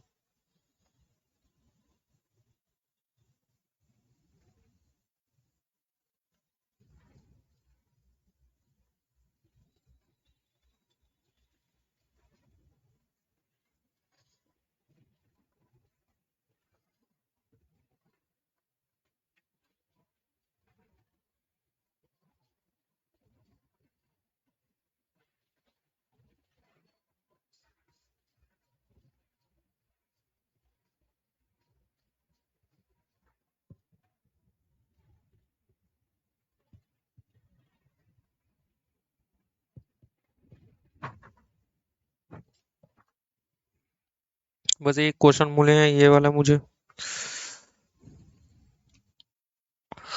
देखो क्या लिखा हुआ है,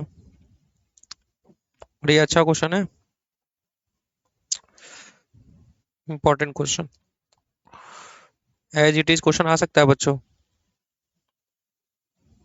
देखो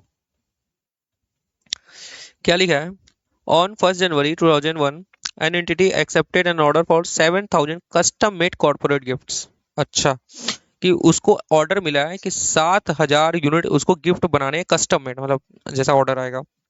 on 3 January 2001 entity purchased raw material to be consumed in the production process for rupees 5,50,000 including 50,000 refundable purchase taxes। Sir तो ये इसमें नहीं जाएगा सर, ये 5,50,000 में से सर हम 50,000 ये क्या करेंगे, ये माइनस कर लोगे, यानी हमारी कॉस्ट जो है यहाँ की कितनी आई सर, 5 लाख रुपए आई डायरेक्ट रॉ मटेरियल की। ठीक है sir. The purchase price was funded by raising a loan of rupees 5,55,000। अच्छा, इसने क्या किया, 5,55,000 का लोन लिया, 5,50,000। अरे यार जो रॉ मटेरियल खरीदना है इसको, इसके लिए इसने लोन लिया है। अब इसको टेंडर मतलब उसको वर्क ऑर्डर वर्क तो मिल ही गया, लेकिन अब उसको बनाने के लिए इसने लोन लिया है, including 5,000 rupees loan raising fees. The loan is secured by the inventory. अच्छा, मतलब इन्वेंट्री के तहत इसने लिया हुआ है। तो बच्चों आप एक बात बताओ, अपना क्या है, अगर वो बोरोइंग कॉस्ट की बात करता तो हम कैपिटलाइज करते हैं, यहाँ लोन रेजिंग फीस से तो अपना कोई मतलब है नहीं, ये तो हमारी लायबिलिटी में जाएगी, ये तो सर हमारा पीनल में जाएगा। तो सर इससे अपने को मतलब नहीं है, बोरोइंग कॉस्ट के बारे में अगर बोलेगा तो अपने उसको देखना है। आप ये लोन रेजिंग फीस आप उसमें मत जोड़ देना, वो आपका डायरेक्टली रिलेटेड विद, उससे नहीं है, ये डायरेक्टली फंड बोरो करने से है, लोन रेजिंग फीस। समझ रहे हो ना आप? हाँ। अभी क्या है, during January the entity design the corporate gift for the customer. Design cost में क्या क्या है, डिजाइन किया अपने कस्टमर के ऑर्डर के हिसाब से। एक्सटर्नल डिजाइनर का इसने दिया 7,000, लेबर का दिया इसने 3,000, मतलब बनाने से रिलेटेड खर्चा है, प्रेजेंट लोकेशन या कंडीशन पे लाने के लिए जैसा उसको ऑर्डर मिला है।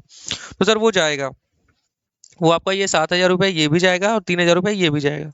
फिर आपका क्या है, फरवरी में क्या हुआ sir, entity production team develop the manufacturing technique and made further modification necessary to bring the inventory to the condition specified in the agreement. जैसा उसने बोला था सोफिस्टिकेटेड वैसा बनाने के लिए ऐसा ऐसा खर्च करना पड़ा। The following cost were incurred in the testing phases, मतलब ये भी आपको खर्च करने पड़े क्योंकि आपको टेस्टिंग करना जरूरी था उस कंडीशन में लाने के लिए जैसा उसको बेचना था। Material net of 3,000 recovered from sale of scrap output. देखो एक चीज मुझे आपको बताना था, मैंने वहां पे लिखा भी नहीं था कि जो स्क्रैप में पैसा है, कभी कभी क्या होता है कि जो मैन्युफैक्चरिंग हम कुछ करते हैं उससे हमारा कुछ कुछ जो है स्क्रैप बच जाता है तो हम उसको सेल भी कर देते हैं, तो वो तो हमारी इनकम हो गई, तो वो हमारी कॉस्ट में से माइनस हो जाती है। तो यहाँ ऑलरेडी बोल रहा है कि सर हमारा 3,000 ऑलरेडी हमारा माइनस हो चुका है। सर ये बोल रहा है 3,000 हमारा ऑलरेडी माइनस हो चुका है, तो ठीक ठीक है सर। तो सर ये 21,000 रुपये हमारा ये भी जुड़ जाएगा, और सर लेबर का भी खर्च हुआ है ये भी जुड़ जाएगा। सर अब जो बोलने जा रहा है वो बोल रहा है depreciation of plant use to perform the modification, मतलब हमारा कोई प्लांट लगा था जिसमें हमारा इतना डेप्रिशिएट हो गया मॉडिफिकेशन करने के लिए, तो सर वो भी खर्च हमारी जाएगी बिल्कुल। सर 5,000 रुपये ये भी हम इसमें जोड़ेंगे सर। सर क्या बात कर रहे हैं, 5,000 ये कैसे जोड़ सकते हैं, ये तो खर्च हुआ ही नहीं, ये तो डायरेक्ट ये तो डेप्रिसिएशन है। सर अगर वो असेट्स हमारी नहीं यूज होती तो वो खर्च हमारा बचता, वो डेप्रिसिएशन हमारा बचता ना यूज होने से, तो हमारे उससे लगने से वो खर्च हुई है उस डिजाइन करने के लिए, तो वो सर हमारी जाएगी। अब क्या हुआ, सर बोल रहा है फरवरी में द एंटिटी इनकर the following additional cost in the manufacturing the customise. अच्छा ये भी खर्च कर रहा है, क्या क्या, कंज्यूमेबल में 55,000, लेबर में 65,000, depreciation of plant use to manufacture the customise gift. अच्छा 15,000 रुपये और इसने खर्च किया, तो सर ये तो जाएगा ही सर। जो जो हमारे खर्च उससे रिलेटेड है सब हमारे जुड़ेंगे सर। क्या बोल रहा है, the customise corporate gate were ready for sale on 1 March 2001। ठीक है, no abnormal wastage occurred in the development and manufacturing of corporate, कोई एबनॉर्मल वेस्टेज नहीं हुआ। Compute cost of inventory. तो सर आप and substantiate your answer with appropriate reason and calculation wherever required।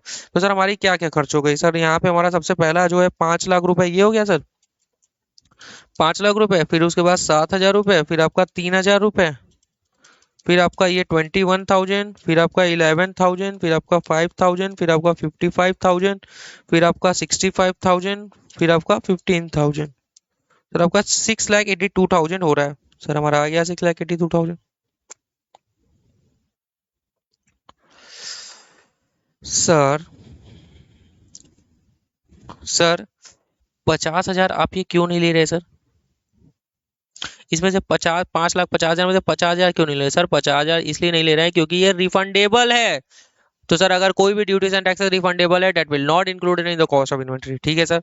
Sir आप ये 5,50,000 क्यों नहीं जोड़ दे रहे हैं? अरे यार आपने पूरा लोन लिया हुआ है, आप उसको रीपे करोगे, आप उसको कॉस्ट में जोड़ दोगे, क्या बात कर रहे हो आप? सर 5,000 तो जोड़ना चाहिए सर, ये 5,000 आप नहीं जोड़ रहे हो ना, ये आप बहुत ही गलत कर रहे हो सर। ये 5,000 आपको जो है जोड़ना चाहिए सर, ये आप क्यों नहीं जोड़ रहे हैं सर, इसको प्लीज जोड़ो सर। सर आप इसको 5,000 को जोड़ दो सर, हमारे लिए जोड़ दो। मैं नहीं जोड़ूंगा क्योंकि ये लोन लेने के लिए खर्च आपने किया हुआ है, इन्वेंट्री को एक्वायर करने के लिए लोन लिया है, लोन लेने के लिए आपने ये 5,000 खर्च किया, इन्वेंट्री लेने के लिए आपने नहीं खर्च किया। सर इसका क्या ट्रीटमेंट होगा, इसका याद करो, मैंने आपको बोरिंग कॉस्ट में क्या बताया था, इंडेक्स 23 में effective rate of interest net proceeding में जब आपका कमी हो जाता है फेस वैल्यू से, इन्हीं सब खर्चों की वजह से 5,000 लोन रेजिंग फीस, सीए को फीस देते हो, पेपर बनवाते हो आप, रेडी कर दवाते हो, मतलब जो भी खर्चे हैं, लोन प्रोसेसिंग का फीस कटता है, तो ये सारी चीजें से आपका नेट प्रोसेसिंग कम होता है, तो ये आपको इफेक्ट करेगा किसको, ये सर आपको जो इफेक्ट करेगा आपको आईआरआर, आईआरआर में बोलो effective rate of interest, ERR को निकालेगा sir, ER rate of interest, EROI। Sir ये डायरेक्टली रिलेटेड है to the arrangement of funds है सर, ये एक्विजिशन ऑफ इन्वेंट्री से नहीं है। ठीक है सर। और सर बाकी सारी चीज़ें सीधा सा एग्जांपल है, directly related with the acquisition of goods and to bring the inventory at present and saleable condition as direction given by the customer, तो वो जाएगा सर। तो सर 5 लाख ये क्यों जाएगा सर? क्योंकि सर इसमें से 50,000 हमारा रिफंडेबल माइनस हो जाएगा। लोन रेजिंग फीस नहीं जाएगा क्योंकि ये मेजरमेंट ऑफ लाइबिलिटी से रिलेटेड है। 55,000 consumable direct material, cost of conversion तो वो जाएगा, direct labour, fix cost depreciation है वो भी जाएगा, इसका कोई जस्टिफिकेशन तो चाहिए नहीं। ये भी स्पेसिफाइड कस्टमर के हिसाब से वो भी जाएगा। और अदर कॉस्ट जो 37,000 रुपये, 37,000 रुपये बच्चों क्या जोड़ा है, ये आपका जोड़ा हुआ है, ये तीनों खर्चा, क्योंकि वो जरूरी है उसके लिए। ठीक है। अभी देखो क्या बोला है ये, cost of testing product design for specified customer 21,000, जो कि 3,000 माइनस करके, अगर ये माइनस नहीं किया होता तो हम लोग पहले उसको माइनस कर दे, क्योंकि स्क्रैप से हमको इनकम जनरेट हो जाती है तो वो हमारी माइनस होगी। प्लस 11,000 वो लेबर का, 5,000 डेप्रिसिएशन का। ठीक है सर। तो हम लोगों ने बहुत सारे क्वेश्चन किए हैं आज। कितने क्वेश्चन किए हैं यार आज हम लोगों ने काफी क्वेश्चन किए हैं हम लोगों ने। अगर हम लोग देखें, हम लोगों ने एक एक ये क्वेश्चन किया है, दो, नहीं ये नहीं किया है अभी, दो, हाँ, फिर उसके बाद ये 3, 4, 5, 6, 7, मैं बता रहा हूँ मैं क्यों हंस रहा हूँ, 8, और एक वो नीचे, 9। मैं इसलिए हंस रहा हूँ, एक बात बताओ मुझे, मैं बहुत तेज पढ़ा रहा हूँ क्या? बताओ, आप ही मुझे बता सकते हो मैं बहुत तेज पढ़ा रहा हूँ? मैं रोक दूं, मैं इतना तेज ना पढ़ाऊं, जैसा आप बोलो। हम्म। थोड़ा चलो धीमे करता हूँ। मुझे ये लग रहा है कि यार ये जो अपना इंडियस है, ये आपने पढ़ा हुआ है तो आपको इतना इसमें दिक्कत नहीं होना चाहिए।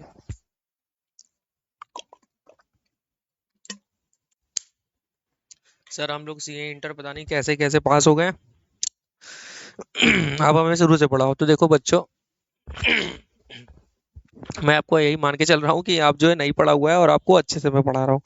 ठीक है, लेकिन फिर भी अगर आपको कोई डाउट हो रही है तो आप कमेंट में जरूर मुझसे पूछो, मैं हर एक कमेंट का आपको रिप्लाई दूंगा। ठीक है।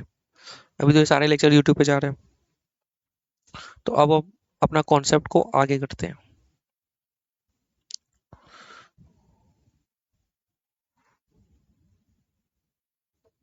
हम लोगों ने कहाँ तक पढ़े हैं? हम लोगों ने यहाँ तक पढ़ लिया। अच्छा, वो लॉस वाला कॉन्सेप्ट पढ़ना है ना? बस खत्म है यार, देखो ना, ज्यादा नहीं है।